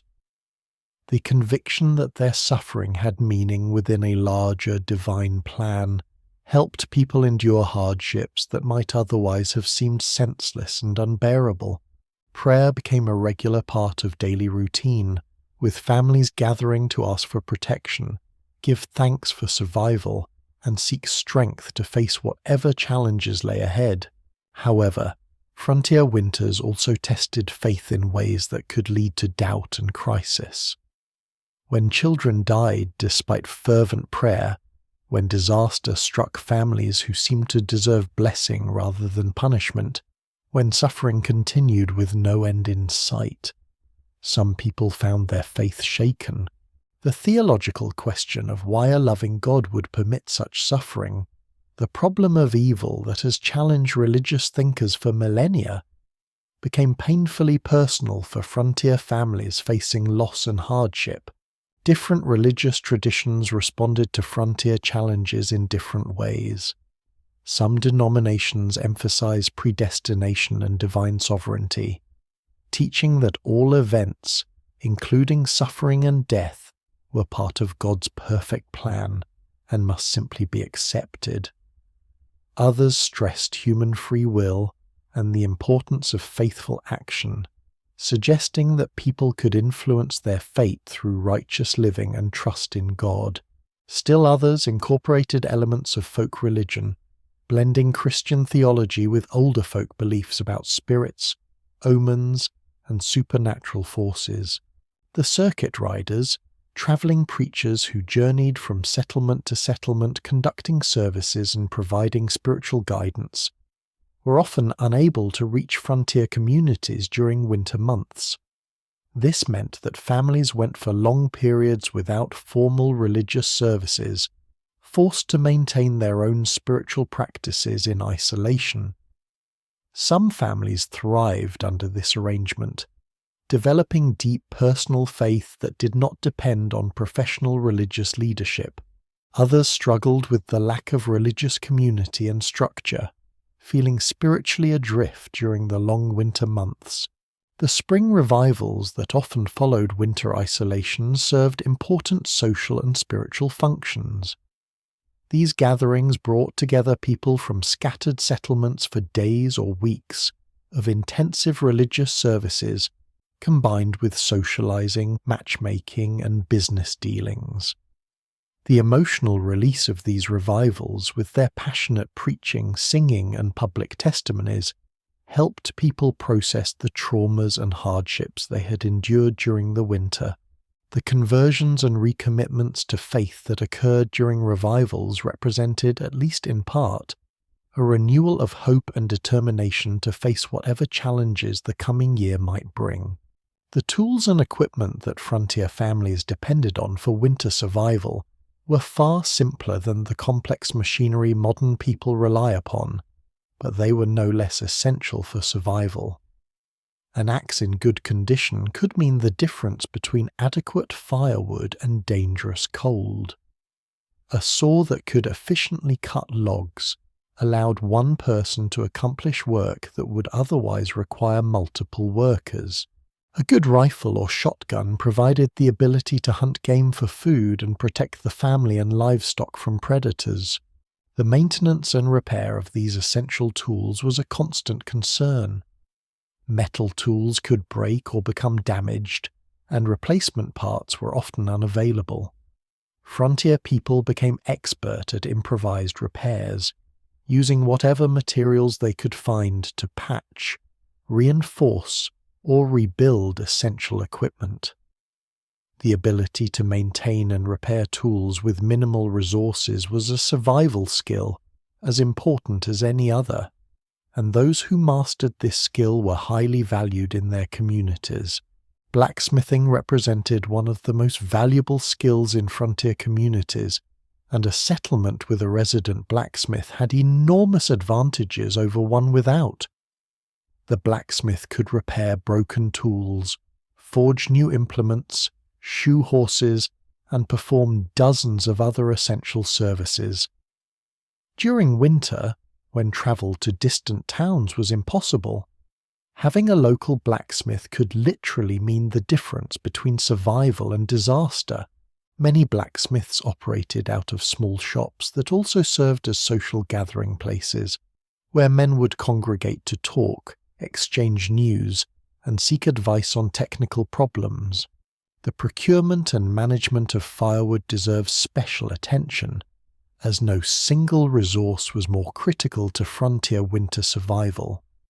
A family might need several cords of wood to survive a winter, and the labour required to cut, split, and stack this much wood was enormous. The work typically began in early summer, when trees were felled and left to begin drying. Later in the season, the fallen trees would be cut into manageable lengths and hauled to the homestead, where they would be split and stacked in locations where they would continue to dry, but remain protected from rain and snow. The species of wood being burned made an enormous difference in how efficiently heat was generated. Hardwoods like oak, hickory, and maple produced more heat per volume and created longer-lasting coals than softwoods like pine or fir. However, Hardwoods were also more difficult to cut and split, requiring greater labor investment. In regions where hardwoods were unavailable, families had to make do with softer woods that burned faster and produced less heat, meaning they needed even larger supplies to make it through the winter. The storage and organization of the woodpile was not a trivial matter. Wood needed to be stacked in ways that allowed air circulation for continued drying, but provided protection from rain and snow that could resaturate it. The best firewood was stored under a roof, but with open sides that allowed air movement. Families who lacked proper wood storage facilities often found themselves burning green or wet wood that produced smoke and creosote build-up in chimneys, rather than the clean, hot fire they needed for both warmth and cooking. The danger of chimney fires was ever present, and represented one of the most feared disasters that could befall a frontier family. Creosote, a tar-like substance created by incomplete combustion, would accumulate on the interior of chimneys over time. Under the right conditions, this creosote could ignite, creating an intense fire that could reach temperatures high enough to crack masonry or ignite wooden structural elements. A chimney fire could destroy a cabin in minutes, leaving a family homeless in the middle of winter with no shelter and possibly no supplies if they had not managed to rescue anything before the structure collapsed. Prevention of chimney fires required regular cleaning, a dangerous and unpleasant task that involved climbing onto the roof and using brushes and scrapers to remove creosote buildup from the chimney interior. Some families hired professionals for this work when they could afford it, but many had to do it themselves, accepting the risk of falling from icy roofs or being overcome by fumes as simply part of frontier life. The frequency of chimney cleaning required depended on many factors including wood quality, burning patterns and chimney design, but most families tried to clean their chimneys at least once or twice during each winter. Lighting represented another constant challenge during frontier winters, when days were short and families spent many hours in darkness. The primary lighting sources available were candles, oil lamps, and the fire itself, each with its own advantages and disadvantages. Candles could be made at home from rendered animal fat, a process called tallow candle making that was time-consuming but produced light sources that could be stored for long periods and used as needed. The process of making tallow candles involved first rendering fat from butchered animals, heating it until the fat melted and separated from other tissues. The clarified fat was then poured into molds containing wicks, or the wicks were repeatedly dipped into melted fat until candles of the desired thickness had built up. The labor involved was considerable, and a family might need dozens or hundreds of candles to make it through a winter, depending on how much artificial light they used. Beeswax candles were superior to tallow candles in many ways, burning cleaner and brighter, and producing a pleasant scent rather than the sometimes unpleasant odor of burning animal fat. However, beeswax was expensive and hard to obtain in frontier regions, making it a luxury that most families could not afford. Those who kept bees might produce small amounts of beeswax, but the quantity was usually insufficient to meet all their candle needs.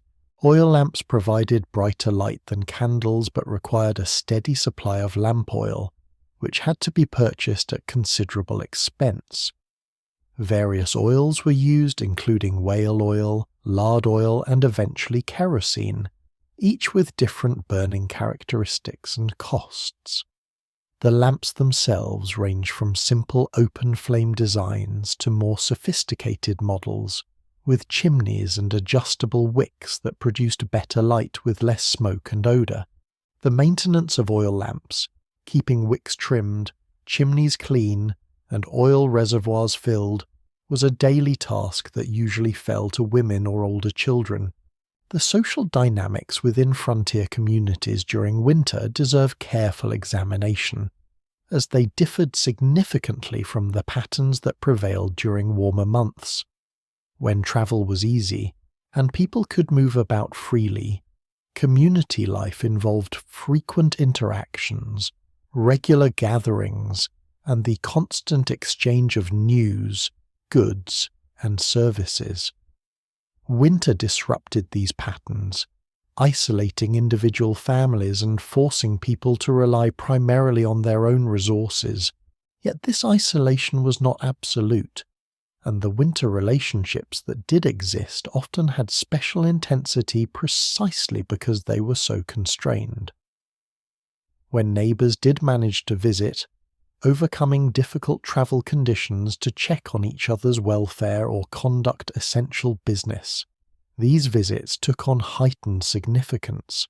Hours would be spent in conversation, catching up on news, sharing information about community members who might be ill or in need, and reinforcing the bonds that held the community together despite winter's isolating effects.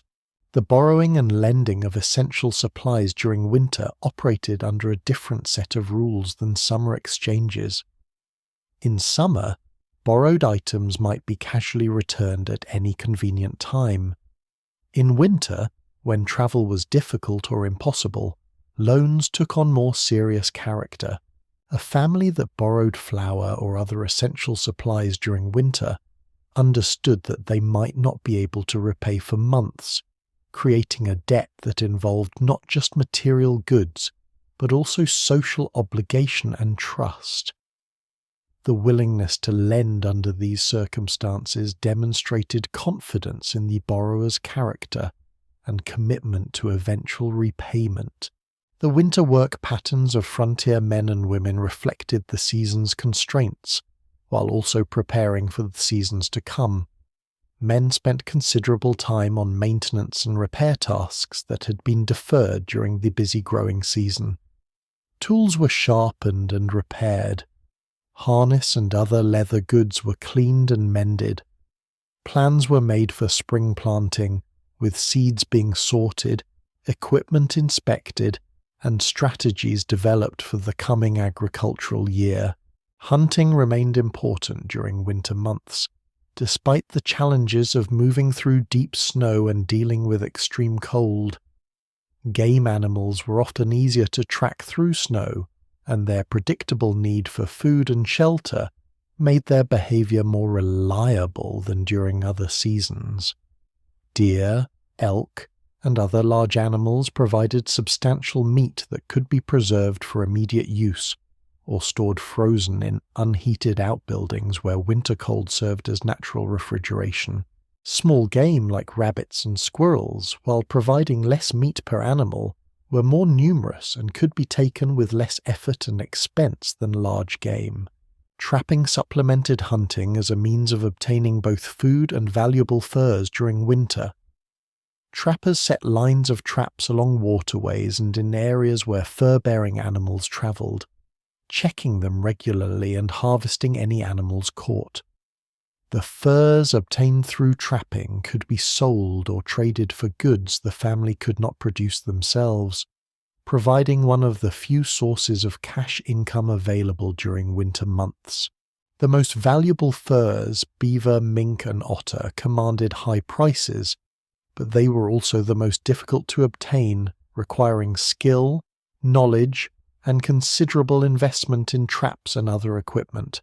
Women's winter work centered on domestic production that kept the household functioning while also creating goods that could be used or traded later. Spinning wool into yarn and weaving yarn into cloth were traditional winter tasks that occupied countless hours and produced essential textiles. The spinning wheel and loom, major investments for frontier families, represented more than tools. They were symbols of the domestic economy that underpinned frontier survival. Sewing and mending occupied much of women's time during winter months. The clothing worn by family members required constant repair as wear and tear took their toll. New garments needed to be constructed from cloth that women had woven or purchased at considerable expense. The techniques involved were far more complex than simple stitching, including pattern making, cutting, fitting, and finishing that required considerable skill and experience. Young girls learned these skills by watching their mothers and practicing on simple projects, gradually advancing to more complex work as their abilities developed. Quilting represented both practical necessity and creative expression for frontier women.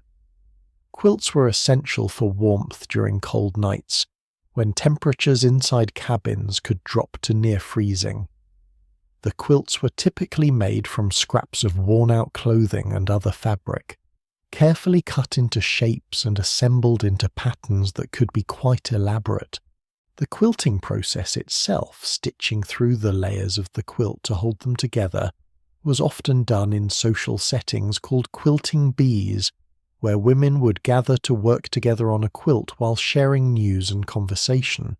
The psychological dimensions of frontier winter survival extended beyond the obvious challenges of isolation and confinement to include subtler effects that shaped personality and behavior in ways that often lasted a lifetime. The experience of facing death as a real and immediate possibility, not abstract but concrete and present, created a fundamental shift in how people viewed their lives and priorities. Those who had genuinely believed they might not survive the winter emerged with different perspectives on what mattered and what did not. The development of Stoicism as a cultural value in frontier communities was directly related to winter survival experiences. Complaining about hardship served no practical purpose and could damage morale within the family or community. The acceptance of difficulty without excessive emotional response became a valued trait, marking individuals as mature and reliable. This stoicism, while adaptive in many ways, could also lead to emotional suppression that prevented people from processing trauma and grief in healthy ways. The relationships formed under conditions of shared hardship had special intensity and depth. Families who had survived a terrible winter together developed bonds that went beyond ordinary family ties. They had seen each other at their worst, weakened by hunger and cold, frightened by very real dangers, and they had supported each other through the darkest times. These shared experiences created trust and connection that could last a lifetime, though they could also create complicated dynamics when old conflicts and resentments were remembered alongside the mutual support. The role of alcohol in frontier life deserves honest examination, as it often played a problematic part in winter survival strategies. Whiskey, rum, and other spirits were valued not just for their intoxicating effects, but also for their perceived medicinal properties. They were used to treat colds, warm people suffering from exposure, and provide pain relief in the absence of other medications. However, the use of alcohol as a coping mechanism for the psychological stresses of winter isolation led to problem drinking for some individuals, creating family dysfunction and abuse that made difficult situations even worse. The winter storms themselves, the blizzards that could arrive with little warning and trap families in their homes for days or weeks, developed almost mythological status in frontier communities. Stories were told and retold of particular storms, their ferocity, their duration, and the heroic efforts required to survive them. These stories served multiple purposes. They preserved community history, they taught lessons about preparation and survival, and they provided a framework for understanding and processing traumatic experiences. The famous children's blizzard of January 1888, which struck barely a year after the catastrophic winter of 1886 to 1887, demonstrates how suddenly and completely winter storms could transform conditions. This storm struck in the afternoon on a day that had been relatively mild, catching many children away from home at school. Teachers and students who tried to make it home became lost in whiteout conditions, and more than 200 people, many of them children, froze to death. The tragedy spurred changes in school policy in many areas, with some communities deciding to keep children home during winter months, rather than risk having them caught away from home during storms. The heroic stories that emerged from this disaster, teachers who saved their students through courage and quick thinking, children who displayed remarkable bravery and endurance, became part of the cultural heritage of the region. Minnie Freeman, a 17-year-old teacher in Nebraska, led her 13 students through a half-mile trek to safety in whiteout conditions, keeping them together and alive through determination and presence of mind. Her story was celebrated in newspapers and songs, making her a symbol of frontier courage and competence. The communication challenges of frontier winter added another layer of difficulty to an already challenging situation. In modern times, we can instantly know what is happening hundreds or thousands of miles away through telecommunications and internet connections. Frontier families might go an entire winter without receiving any news from the outside world. Letters sent before winter began might not arrive until spring. Deaths, births, marriages, and other significant events occurring in distant locations might not be known about for months.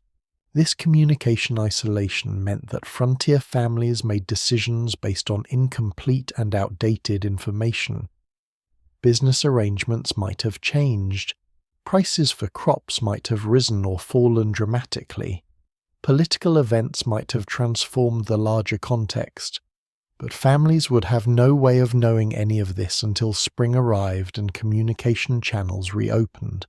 The anxiety created by this uncertainty was simply another burden that had to be borne, along with all the physical hardships of winter survival. The spring thaw, when it finally came, brought its own set of challenges even as it offered relief from winter's worst rigors. The massive amounts of snow and ice that had accumulated over months would melt, often rapidly, creating floods that could be as dangerous as the winter storms had been. Rivers that had been frozen solid suddenly became raging torrents, washing away bridges, flooding bottomlands, and sometimes sweeping away buildings and livestock. The creeks and streams that crisscrossed the prairie, barely noticeable during summer and fall, could become impassable barriers during spring flood. The mud that resulted from snowmelt turned roads into quagmires, where wagons became stuck and travel became extremely difficult.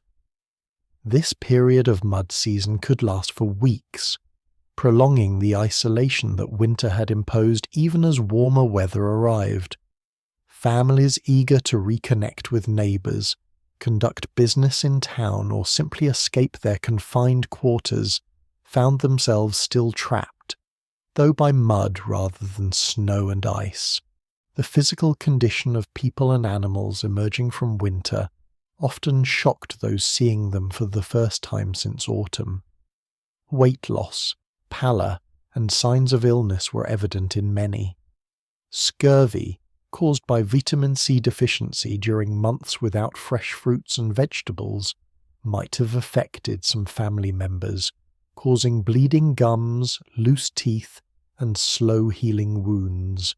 The arrival of spring dandelions and other early greens was greeted with genuine relief, as these vitamin-rich foods helped reverse the effects of winter malnutrition. Livestock that had survived the winter were often in terrible condition, emaciated and weak, needing weeks of good feed and care before they could be put to work or would be productive. Cattle that had calved during winter might have lost their calves to cold, or had calves that were undersized and sickly.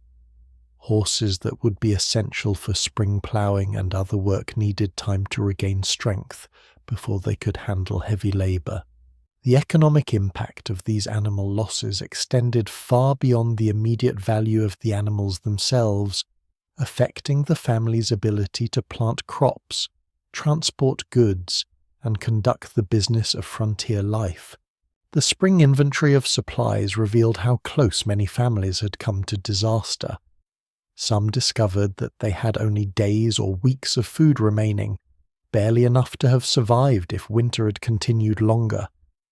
Others found that much of their stored food had been lost to spoilage, rodents, or other pests, representing not just economic loss, but also wasted labor and resources.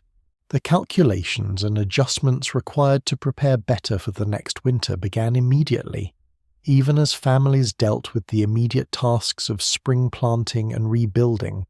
The psychological recovery from winter isolation and hardship took different forms for different people. Some emerged energized and eager to reconnect with the wider world, throwing themselves into social activities and community involvement with enthusiasm that bordered on frantic. Others remained withdrawn and subdued, marked by their winter experiences in ways that showed in their behavior and attitudes. Children who had lost siblings or other family members during the winter carried grief that shaped their development in lasting ways. The spring gatherings that brought communities together after winter isolation served essential functions beyond mere socializing. Information was exchanged about who had survived and who had not, which families were in need of help, and what resources might be available for trade or purchase. Business deals were negotiated, marriages were arranged, disputes were mediated, and the social fabric of the community was repaired and strengthened after months of fragmentation. Religious services held special significance during these spring gatherings. Families gave thanks for survival, mourned those who had been lost, and sought spiritual renewal after months of isolation. Baptisms, weddings, and other ceremonies that had been postponed during winter were conducted, marking the return to normal community life. The preachers who travelled from settlement to settlement brought not just spiritual guidance, but also news from other areas and connection to the wider world beyond the isolated frontier community. The lessons learned from each winter shaped how families prepared for the next, creating a gradual accumulation of knowledge and adaptation that improved survival rates over time. Families that experienced near disaster due to inadequate food supplies made certain to preserve more food the following year. Those who had suffered from cold due to insufficient firewood cut more wood and started earlier in the season.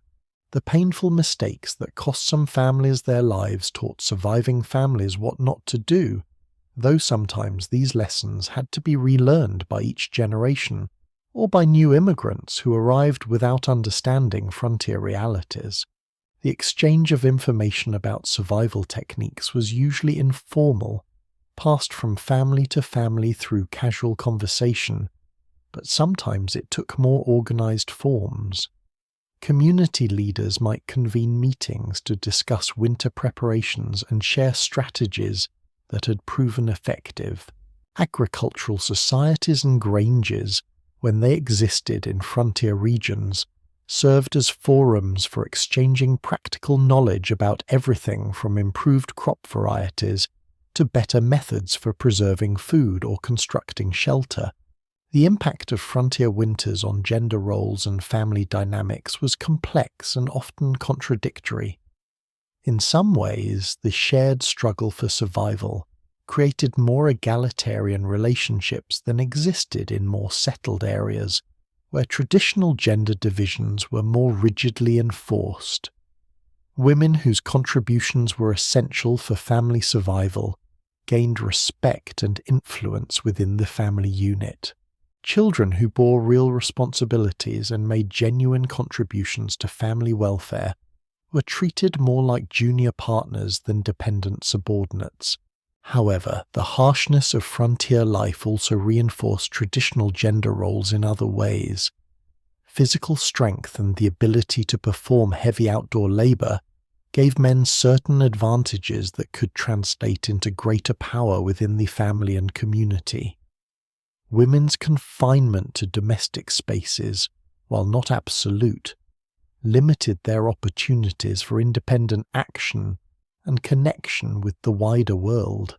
The constant demands of childbearing and childcare, combined with all the other work required for household maintenance, left many women with little time or energy for anything beyond survival. The multi-generational frontier families, when they existed, had certain advantages over young couples trying to establish new homesteads. Elderly grandparents might no longer be able to perform heavy physical labor, but they possessed accumulated knowledge and experience that could prove invaluable. They knew folk remedies for treating illness, techniques for food preservation, and countless other practical skills that younger family members had not yet mastered. The presence of additional adults also provided more hands for the constant work that winter survival demanded, and more people to share the burden of nighttime fire tending and other tasks that required round-the-clock attention. However, the elderly also faced particular vulnerabilities during frontier winters. Reduced mobility made it harder for them to stay warm through physical activity. Chronic health problems common in old age were exacerbated by cold, poor nutrition, and inadequate medical care. The decision about whether to bring elderly relatives along when moving to the frontier, or whether to leave them behind in more settled areas where care might be more readily available, created painful dilemmas for many families. The frontier winter experience shaped American culture in ways that extended far beyond the immediate participants to influence the broader society for generations. The values of self-reliance, stoicism, and mutual aid that frontier families developed became core elements of American identity.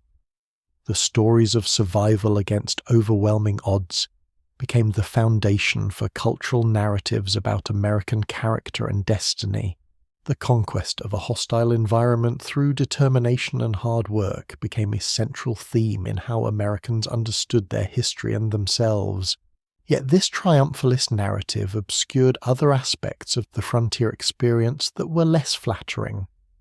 The environmental damage caused by frontier settlement, including the destruction of forests, the ploughing of grasslands that had taken millennia to develop, and the disruption of ecological systems that had sustained indigenous peoples for thousands of years, created problems whose impacts are still being felt today.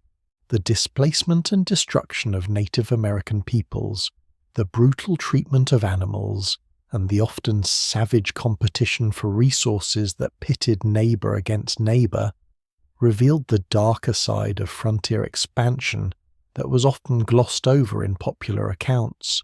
The tiny house movement and the back-to-the-land movements that periodically resurface in American culture reflect a romanticization of simpler living that draws on frontier imagery, though often without full understanding of the hardships that frontier life actually entailed. The seasonal rhythms of life that frontier families knew intimately have largely been lost in modern urban and suburban environments, where climate control, artificial lighting, and global food systems insulate people from the natural cycles that governed frontier existence. The reconnection with seasonal patterns that some modern people seek through activities like gardening, preserving food, or spending time in wilderness areas represents an attempt to recover something that has been lost, even if most people would not actually want to live under frontier conditions. The frontier winter's lessons about human resilience and adaptability remain relevant even in a vastly changed world. The psychological research that demonstrates people's remarkable capacity to adapt to difficult circumstances and find meaning even in suffering validates what frontier families knew from direct experience.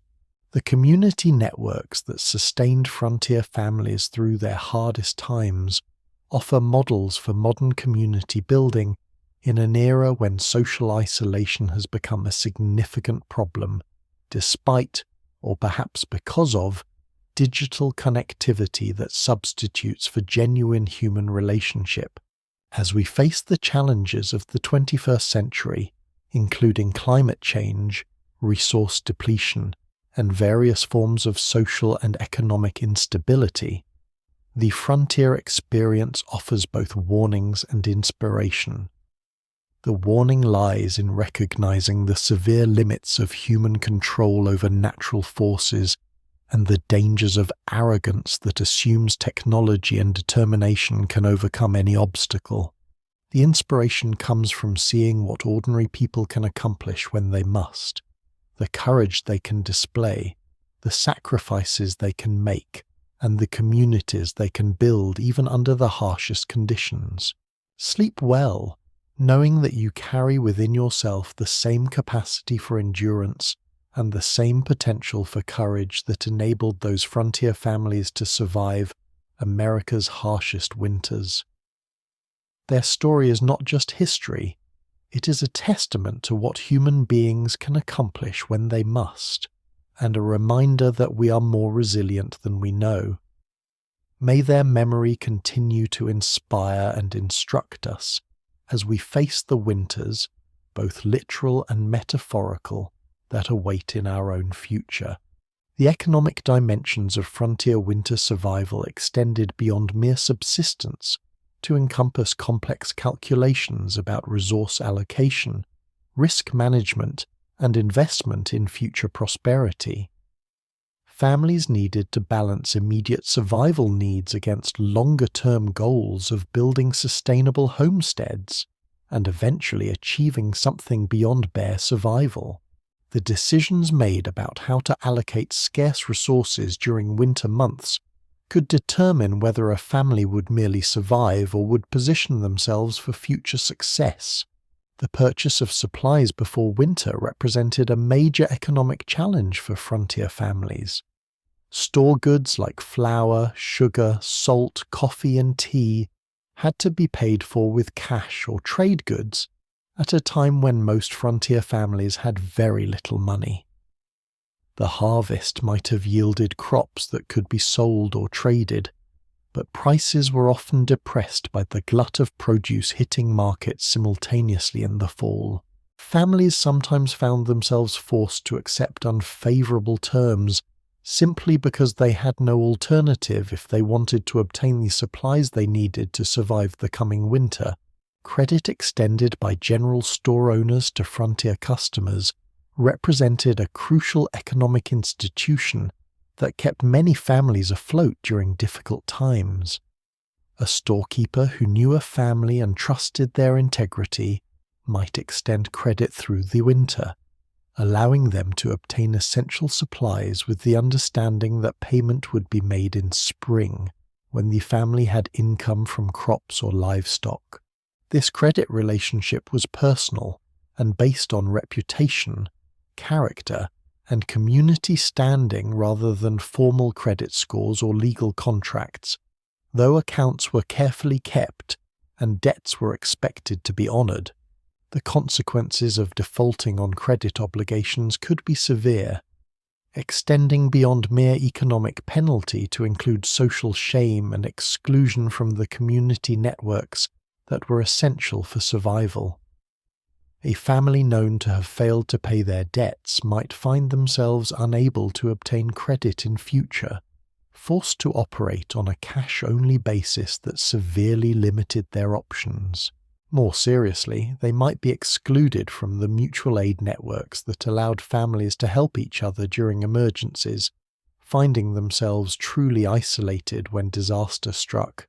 Barter and trade continued to supplement the cash economy throughout the frontier period, with families exchanging goods and services with each other in complex webs of reciprocal obligation. A family with surplus grain might trade it to a neighbor for preserved meat. Labour could be exchanged, with one family helping another with major projects like barn raising or land clearing, with the understanding that the assistance would be reciprocated when needed. These barter relationships required trust and careful tracking of obligations, but they allowed families to obtain things they needed without requiring cash that might not be available. The insurance against disaster that these reciprocal relationships provided was crucial for frontier survival. A family that suffered a major setback, the loss of their cabin to fire, the death of livestock to disease, or the injury of a primary breadwinner, might receive assistance from neighbours that made the difference between recovery and complete disaster. This assistance was not charity, but rather a form of mutual insurance, given with the understanding that roles might someday be reversed. The social obligation to help neighbours in genuine need was taken seriously in most frontier communities, and those who shirked this obligation faced severe social consequences. The diversity of economic activities that frontier families engaged in reflected both opportunity and necessity. Farming was the primary occupation for most settlers, but few families could survive on agriculture alone. Hunting and trapping provided food and income from furs. Gathering wild plants supplemented the family diet. Craft production, whether simple items like brooms and baskets, or more sophisticated goods like pottery or woven textiles, created trade goods. Many men took seasonal work away from the homestead, hiring themselves out for labour during winter months when farm work was minimal, leaving wives and older children to maintain the homestead in their absence. The system of land ownership and acquisition that governed frontier settlement created its own set of challenges and opportunities during winter months. Families who had not yet proven up their homestead claims, meaning they had not yet met the requirements for obtaining full title to their land, faced particular pressure to remain on their claims even when winter made conditions nearly unbearable. Abandoning a claim, even temporarily to seek shelter elsewhere, could mean forfeiting all the investment of labour and resources that had been made. Yet remaining on a marginal homestead through a brutal winter could result in death or permanent injury.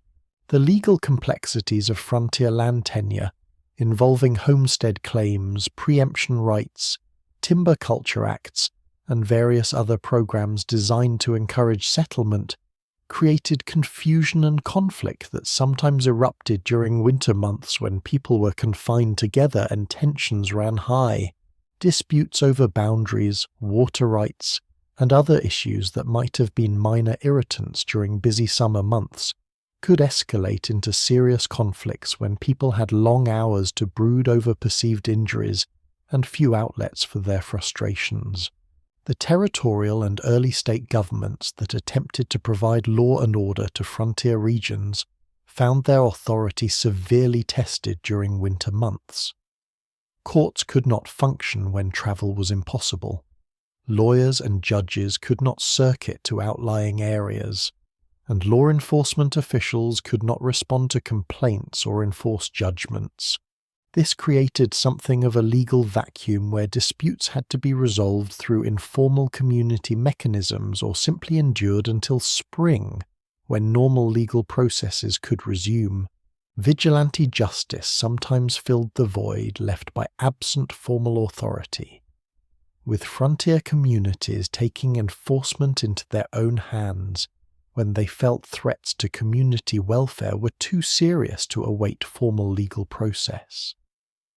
While some vigilante actions represented genuine community self-defense against criminals who threatened everyone's safety, others reflected private vendettas, racial or ethnic prejudice, or mob hysteria that resulted in terrible injustices.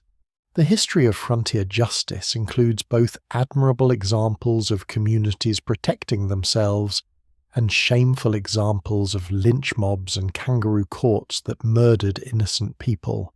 The development of frontier law, both formal statutes and informal community norms, was influenced by the realities of winter survival. Laws regarding debt collection sometimes included provisions recognizing that winter made payment difficult or impossible, allowing for delays until spring. Community norms about mutual assistance and sharing of resources during emergencies evolved into legal obligations in some jurisdictions.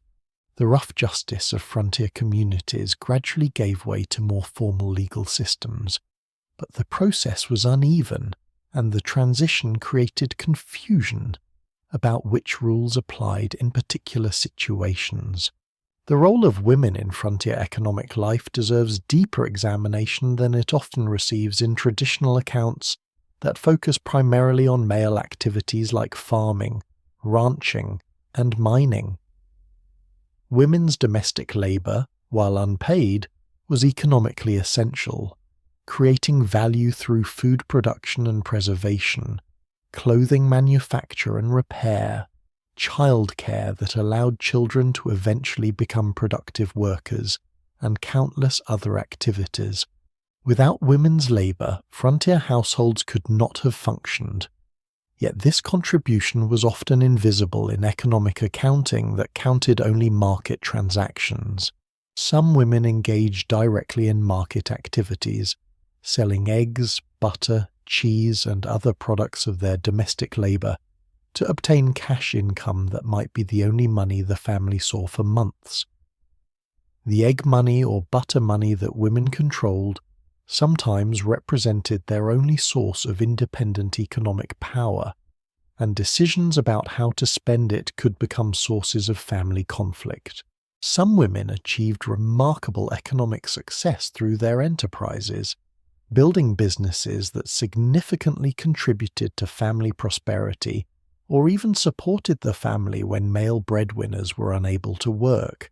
The medical economy of the frontier represented another dimension of winter survival that involved both formal and informal exchanges. Professional doctors, where they existed, charged fees that many frontier families could not afford, leading to various arrangements including payment in kind, extended credit, or simply providing care without expectation of payment to families in genuine need. Doctors who established themselves in frontier communities sometimes found that their income was precarious, dependent on the ability and willingness of patients to pay, and the occurrence of enough illness to keep them occupied without being overwhelmed by epidemics that might kill the doctor along with his patients. Midwives and other informal healers often provided medical care that was more accessible and affordable than professional doctors, though their effectiveness varied widely. Some midwives possessed genuine skill and extensive experience, providing care that was as good as or better than that available from doctors who might have minimal training and outdated knowledge. Others operated based on folk traditions that might include effective practices, but also dangerous superstitions. The regulation of medical practice was minimal or non-existent in most frontier areas, leaving families to judge for themselves who to trust with their health and lives. The patent medicine industry flourished on the frontier, selling bottled tonics, elixirs and remedies that promised to cure everything from simple colds to deadly diseases. Most of these products were worthless at best and harmful at worst, containing ingredients like alcohol, opium and mercury in concentrations that could cause addiction or poisoning. Yet desperate people facing illness with few alternatives sometimes spent money they could ill afford on these dubious treatments, hoping for miracle cures that never materialized. The regulation of patent medicines would not come until the early 20th century, after generations of frontier families had wasted money and sometimes harmed themselves with these products. The mental health challenges that frontier isolation created were not understood in terms of modern psychiatric knowledge, and treatment options were essentially non-existent. People who developed what we would now recognize as depression, anxiety disorders, or other mental health conditions simply had to endure, with no professional help available, and often with little sympathy or understanding from family and community members who might view their struggles as moral failings rather than medical issues. The stigma attached to mental illness meant that people sometimes hid their symptoms, creating additional stress and preventing what limited help might have been available from being offered. The suicide rate among frontier settlers appears to have been elevated compared to more settled areas, though reliable statistics are difficult to obtain. The combination of isolation, hardship, chronic stress, and limited horizons for improvement created conditions that push some people beyond their capacity to cope. The deaths attributed to accidents might sometimes have actually been suicides, as families tried to avoid the shame and stigma associated with self-destruction. The impact on surviving family members of a suicide was devastating, combining grief with shame and practical challenges of managing without the deceased family member. The educational challenges that frontier winters created extended beyond the simple difficulty of maintaining schools when travel was dangerous or impossible. Even when schools could operate, the quality of education available was often minimal, taught by teachers who might themselves have limited education and few resources beyond basic readers and perhaps a Bible. The one-room schoolhouse that has become iconic in American memory was often a drafty, poorly heated structure where children of widely varying ages and abilities were taught together by a single teacher who struggled to maintain order and provide meaningful instruction. The literacy rates in frontier communities varied widely depending on the cultural backgrounds of settlers and the priority placed on education. Some communities maintained high literacy even under difficult conditions, with families ensuring that children learned to read and write regardless of whether formal schools were available. Other communities had much lower literacy, with many adults unable to read or write, and children growing up without these basic skills. The long-term consequences of this educational inequality were significant, affecting economic opportunities and social mobility for generations. The books that frontier families owned were precious possessions, often carried west at considerable effort and sacrifice because they were valued so highly. The Bible was nearly universal, serving religious and educational purposes while also providing entertainment and comfort. Other books might include practical volumes like medical guides, agricultural manuals, and legal references that contained essential information for frontier living. Literature, poetry, and history books were less common but highly valued by families that possessed them, providing windows into larger worlds beyond the isolated frontier settlement. The newspaper and mail service, when it functioned at all during winter, provided crucial connection to the wider world and lifeline to information about family and friends in distant locations. A newspaper that arrived weeks or months after publication was still eagerly read, its contents absorbed and discussed, its arrival a major event in communities starved for news and entertainment. Mail delivery that might be regular during warmer months could become extremely irregular during winter, with letters sometimes taking months to reach their destinations or being lost entirely. The arrival of mail was occasion for celebration, and the disappointment when no mail arrived was keenly felt. The writing of letters during winter provided occupation and connection for frontier families, even when mail delivery was uncertain. Letters to distant family members were composed over days or weeks, with different family members adding their contributions, creating documents that preserved family news and relationships across vast distances. The art of letter writing, which has largely been lost in the age of instant digital communication, was highly developed in frontier families where letters represented the primary means of maintaining family bonds across separation. These letters provide modern historians with invaluable insights into frontier life, thoughts, and feelings that official documents and public records do not capture. The celebration of holidays during frontier winters took on special significance as events that broke the monotony and provided focus for looking forward rather than merely enduring. Christmas was celebrated even in the most impoverished households, with families finding ways to mark the occasion through special meals, modest gifts, and religious observances. The gifts exchanged were often handmade items that required more time and creativity than money, but they were treasured as symbols of love and connection, rather than valued for their monetary worth.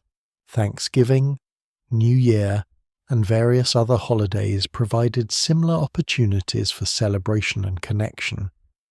Some frontier communities organized holiday gatherings that brought multiple families together for feasting, dancing, and socializing that helped relieve the tedium of winter isolation.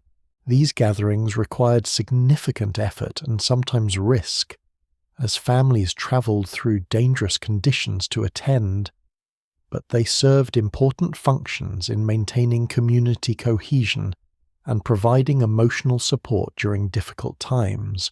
The birthday celebrations during frontier times were typically modest affairs, but they marked the passage of time and recognized individual family members in ways that reinforced family bonds. Children's birthdays might be observed with special treats if ingredients were available, stories or songs, and perhaps a small gift. Adult birthdays were less often celebrated, but significant milestones might be marked with family gatherings and recognition of the individual's contributions to family welfare. These celebrations, like so much else in frontier life, required creativity and the ability to find joy in simple things, rather than elaborate productions requiring substantial resources.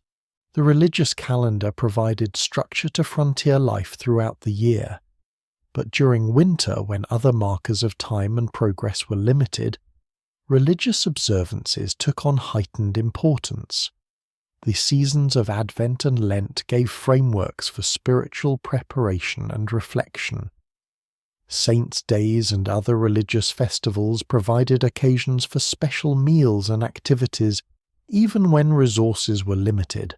For Catholic families, the maintenance of religious practices in the absence of regular access to priests and formal church services required adaptation and creativity that sometimes strained against official church teachings but allowed faith to survive in isolated conditions. Protestant families faced different challenges in maintaining religious practice during winter isolation. Those from traditions emphasizing regular church attendance and communal worship found themselves forced to rely on family devotions and private religious practice for months at a time. The circuit riders who brought preaching and sacraments to scattered settlements could rarely maintain regular schedules during winter, leaving families to sustain their own spiritual lives. The faith that emerged from these experiences was often personal and strongly held, having been tested and maintained under difficult circumstances. The interaction between religious belief and frontier winter survival created complex theological questions that families and communities struggled to address. How should divine providence be understood when some families survived and others perished? When some prospered while others failed despite apparently equal virtue and effort? Was suffering punishment for sin, test of faith, or simply the natural consequence of living in a harsh environment? Different religious traditions offered different answers to these questions, and individuals within those traditions interpreted and applied teachings in varying ways. The social class distinctions that existed in more settled areas were often but not entirely erased by frontier conditions. Families that arrived with more capital, better equipment, and stronger connections to established institutions had significant advantages over those who came with nothing but their labor and determination. Over time, these initial advantages often compounded, with successful families able to acquire more land, better equipment, and greater economic security, while struggling families remained trapped in cycles of poverty and debt. The frontier myth of equal opportunity often obscured the reality that success depended on many factors beyond individual effort and virtue. The ethnic and racial dynamics of frontier communities added another layer of complexity to winter survival and community relationships. Some frontier areas were settled primarily by immigrants from particular regions of Europe, creating relatively homogeneous communities where cultural practices and language barriers were minimal. Other areas attracted more diverse populations, leading to the formation of ethnic enclaves within larger communities, and sometimes to conflict based on cultural differences and competition for resources. Discrimination and prejudice affected the ability of minority populations to access resources, obtain credit, and participate fully in community life, creating additional hardships beyond those imposed by winter itself. African American frontier families faced particular challenges that white families did not encounter, including both explicit legal discrimination in areas where slavery or black codes restricted their rights, and pervasive informal discrimination that affected every aspect of their lives. Black homesteaders who successfully established farms despite these obstacles demonstrated remarkable resilience and determination, building communities that sustained themselves through mutual aid and collective resistance to oppression. The Exodus movement of the late 1870s brought thousands of African Americans from the South to Kansas and other Western territories, seeking the freedom and opportunity that had been denied them in their home states. The Chinese immigrants who played crucial roles in Western development, particularly in mining and railroad construction, faced severe discrimination and violence that often intensified during winter months, when economic competition for scarce resources created tensions. Chinese workers developed their own community support networks, benevolent associations that provided assistance to members facing hardship and maintained connections to home communities and culture. The bachelor society that characterized much Chinese immigration during this period created different family structures and support systems than those of the majority European American population. The Native American peoples whose lands were being invaded and colonized by frontier expansion suffered catastrophically during the period of Western settlement. The destruction of buffalo herds that had sustained plains tribes for millennia, the forced relocation to reservations, the deliberate spread of disease, and the military campaigns that targeted women, children, and elderly people, as well as warriors, constituted genocide that destroyed peoples and cultures that had thrived for thousands of years. The winter survival strategies that Native Americans had perfected over countless generations were rendered useless when they were confined to reservations inadequate to support them, and denied the freedom to move with the seasons as they had traditionally done. The intertribal dynamics during the frontier period were complex, with some tribes attempting to maintain traditional enmities while simultaneously facing the existential threat of Euro-American expansion, and others seeking alliances with Americans against traditional enemies. The adoption of horses, guns, and other European technologies had already transformed many Native American cultures before the main period of frontier expansion, creating new patterns of warfare, trade, and social organization. The winter survival strategies employed by different tribes reflected their adaptation to new circumstances, as well as their preservation of traditional knowledge. The environmental impact of frontier settlement extended far beyond the immediate footprint of farms and ranches to include fundamental alterations of ecosystems that had developed over thousands of years. The ploughing of prairie grasslands destroyed soil structures that had taken millennia to form, leading to erosion and dust storms that would eventually culminate in the Dust Bowl of the 1930s. The cutting of forests removed natural windbreaks and altered local climates in ways that made winter more severe. The disruption of watersheds affected the distribution and availability of water in ways that created problems that persist to the present day. The wildlife that frontier settlers depended on for food and other resources was dramatically affected by settlement patterns and hunting pressure. Buffalo herds that had numbered in the millions were reduced to near extinction within a few decades, hunted both for commercial purposes and as deliberate strategy to destroy the economic basis of Plains Indian societies. Beaver, deer, elk, and other game animals were drastically reduced in many areas, forcing settlers to rely more heavily on domestic livestock and agriculture, and eliminating traditional food sources that had sustained Native American populations. The climate patterns themselves were affected by frontier settlement in ways that took decades to become fully apparent. The removal of forest cover altered local rainfall patterns and temperature extremes. The ploughing of grasslands released stored carbon and changed albedo, affecting how much solar radiation was absorbed or reflected. These changes, while small compared to the massive climate alterations of the Industrial Age, were nonetheless significant at local and regional levels, making winters in some areas harsher than they had been before settlement.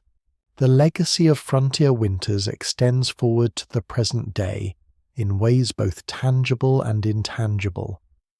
The small towns that grew from frontier settlements often retain architectural features, social patterns, and cultural values that reflect their origins.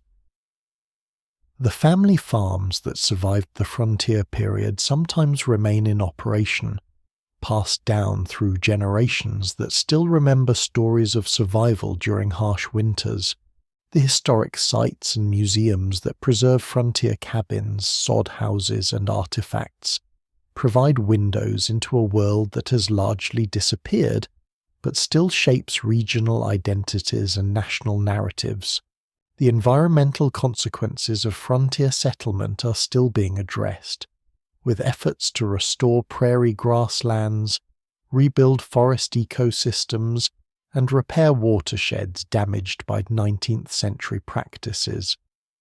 These restoration efforts require reversing more than a century of change, removing invasive species, reintroducing native plants and animals, and recreating the complex relationships that made healthy ecosystems function.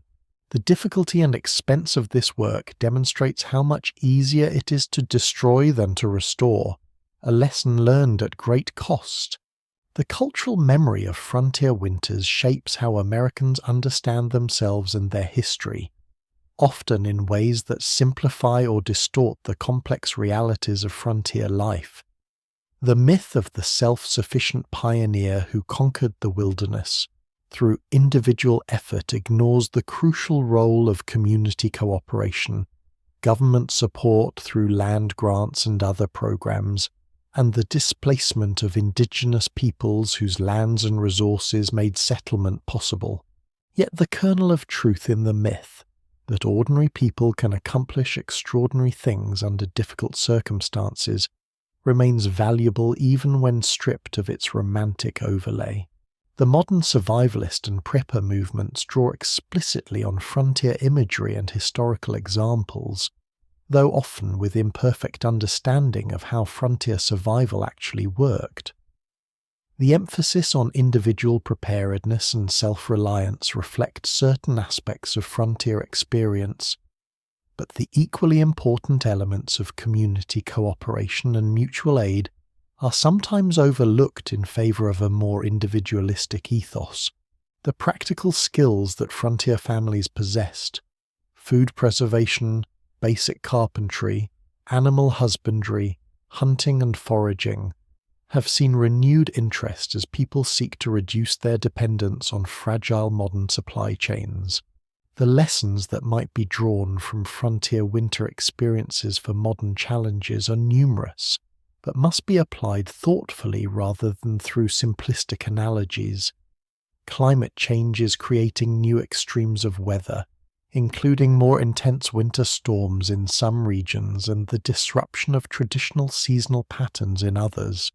The resilient strategies that frontier families developed, diversification of resources, maintenance of community support networks, preparation for extended disruptions, may offer useful models when adapted to modern circumstances.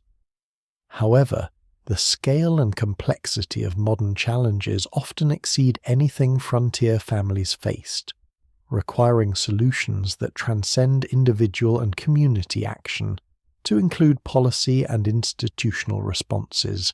The psychological insights gained from studying frontier winter survival remain relevant for understanding human responses to extreme stress, isolation, and existential threat.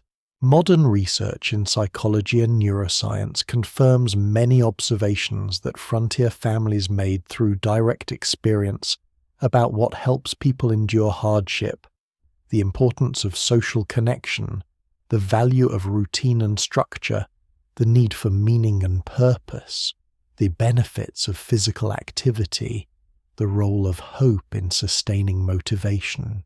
These insights apply not just to dramatic survival situations, but also to the ordinary challenges of modern life, the chronic stresses that accumulate over time, the feelings of isolation despite being surrounded by people, the search for meaning in a complex and often confusing world. As we conclude this long journey through the experience of frontier winter survival, let us return to where we began, to the fundamental humanity of the people who lived through these trials. They were not heroes in the dramatic sense, not seeking glory or adventure, but rather attempting to build lives and futures for themselves and their families. They were ordinary people who found themselves facing extraordinary circumstances and who responded with courage, creativity, and determination that emerged from necessity rather than natural inclination. Their failures and weaknesses deserve acknowledgement along with their successes and strengths. They made mistakes, sometimes tragic ones. They harbored prejudices and committed injustices. They damaged environments and displaced peoples. They were complex human beings, capable of both remarkable kindness and terrible cruelty, often within the same individuals and communities. A complete account of frontier winter survival must include all of these dimensions rather than presenting a sanitized or romanticized version of the past. The children of those frontier families, the survivors who grew up experiencing winter's full force, carried those experiences into their adult lives and passed lessons learned to their own children.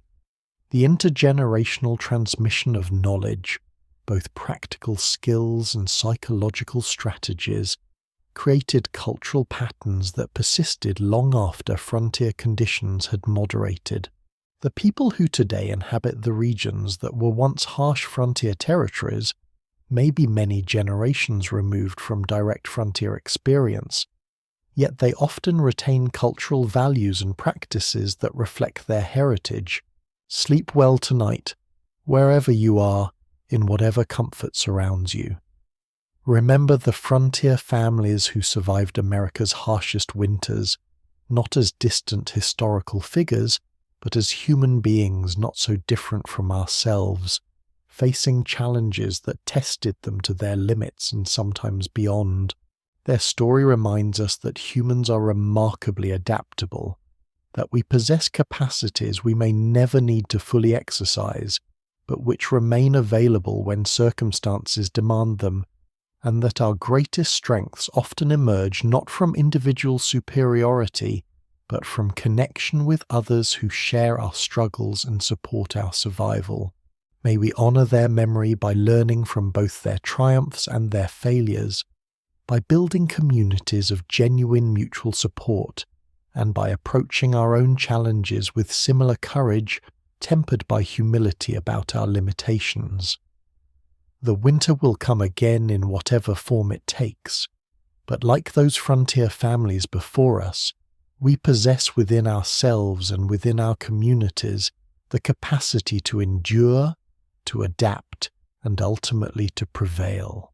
The profound transformation that frontier winter survival created in the American character can be seen in the values and attitudes that emerge from these experiences and spread throughout American culture.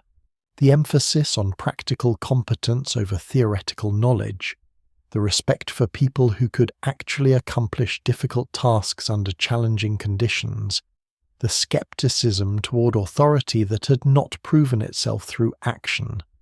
All these attitudes reflect frontier values that developed when survival depended on demonstrable capability rather than credentials or social status. The informal networks of mutual aid that sustained frontier communities during their hardest times offered alternative models of social organization that challenged the more hierarchical structures that prevailed in settled eastern regions. While frontier communities were far from egalitarian in all respects, the shared experience of hardship and the practical necessity of cooperation created spaces where traditional social distinctions based on family background or formal education mattered less than they did elsewhere. A person's worth was measured by their contributions to community survival rather than by their ancestry or wealth. The stories told and retold in frontier communities about survival during harsh winters served multiple functions beyond simple entertainment or historical record.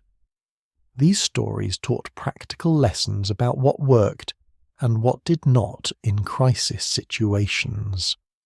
They preserved the memory of those who had died, ensuring that their sacrifices were not forgotten. They created shared cultural narratives that bound communities together through common understanding of their history and origins, and they provided frameworks for understanding suffering and loss that helped people process traumatic experiences and maintain hope for better times ahead. The physical traces of frontier winter survival that remain in the landscape offer tangible connections to this history. The ruins of homestead cabins, often just a depression in the ground and perhaps some remaining foundation stones, mark the locations where families struggle to survive. The grave markers in frontier cemeteries, many of them for children and young adults who died during winter months, provide silent testimony to the human cost of Western expansion. The surviving buildings, preserved as museums or still in use, offer windows into the material conditions of frontier life that help modern people understand what their ancestors endured. The contemporary relevance of frontier winter survival becomes clear when we face our own challenges of climate change, economic instability, and social disruption. The strategies that frontier families used to survive harsh conditions, building resilient communities, maintaining diverse resource bases, preparing carefully for predictable challenges while remaining flexible enough to adapt to unexpected crises, offer models that can be adapted to modern circumstances. While we cannot and should not attempt to recreate frontier conditions, we can learn from the successes and failures of those who navigated extreme challenges with limited resources. As you drift into sleep, let the story of frontier winter survival remind you that humans have always faced and overcome tremendous challenges. The particular forms these challenges take change across time and geography. but the fundamental capacity for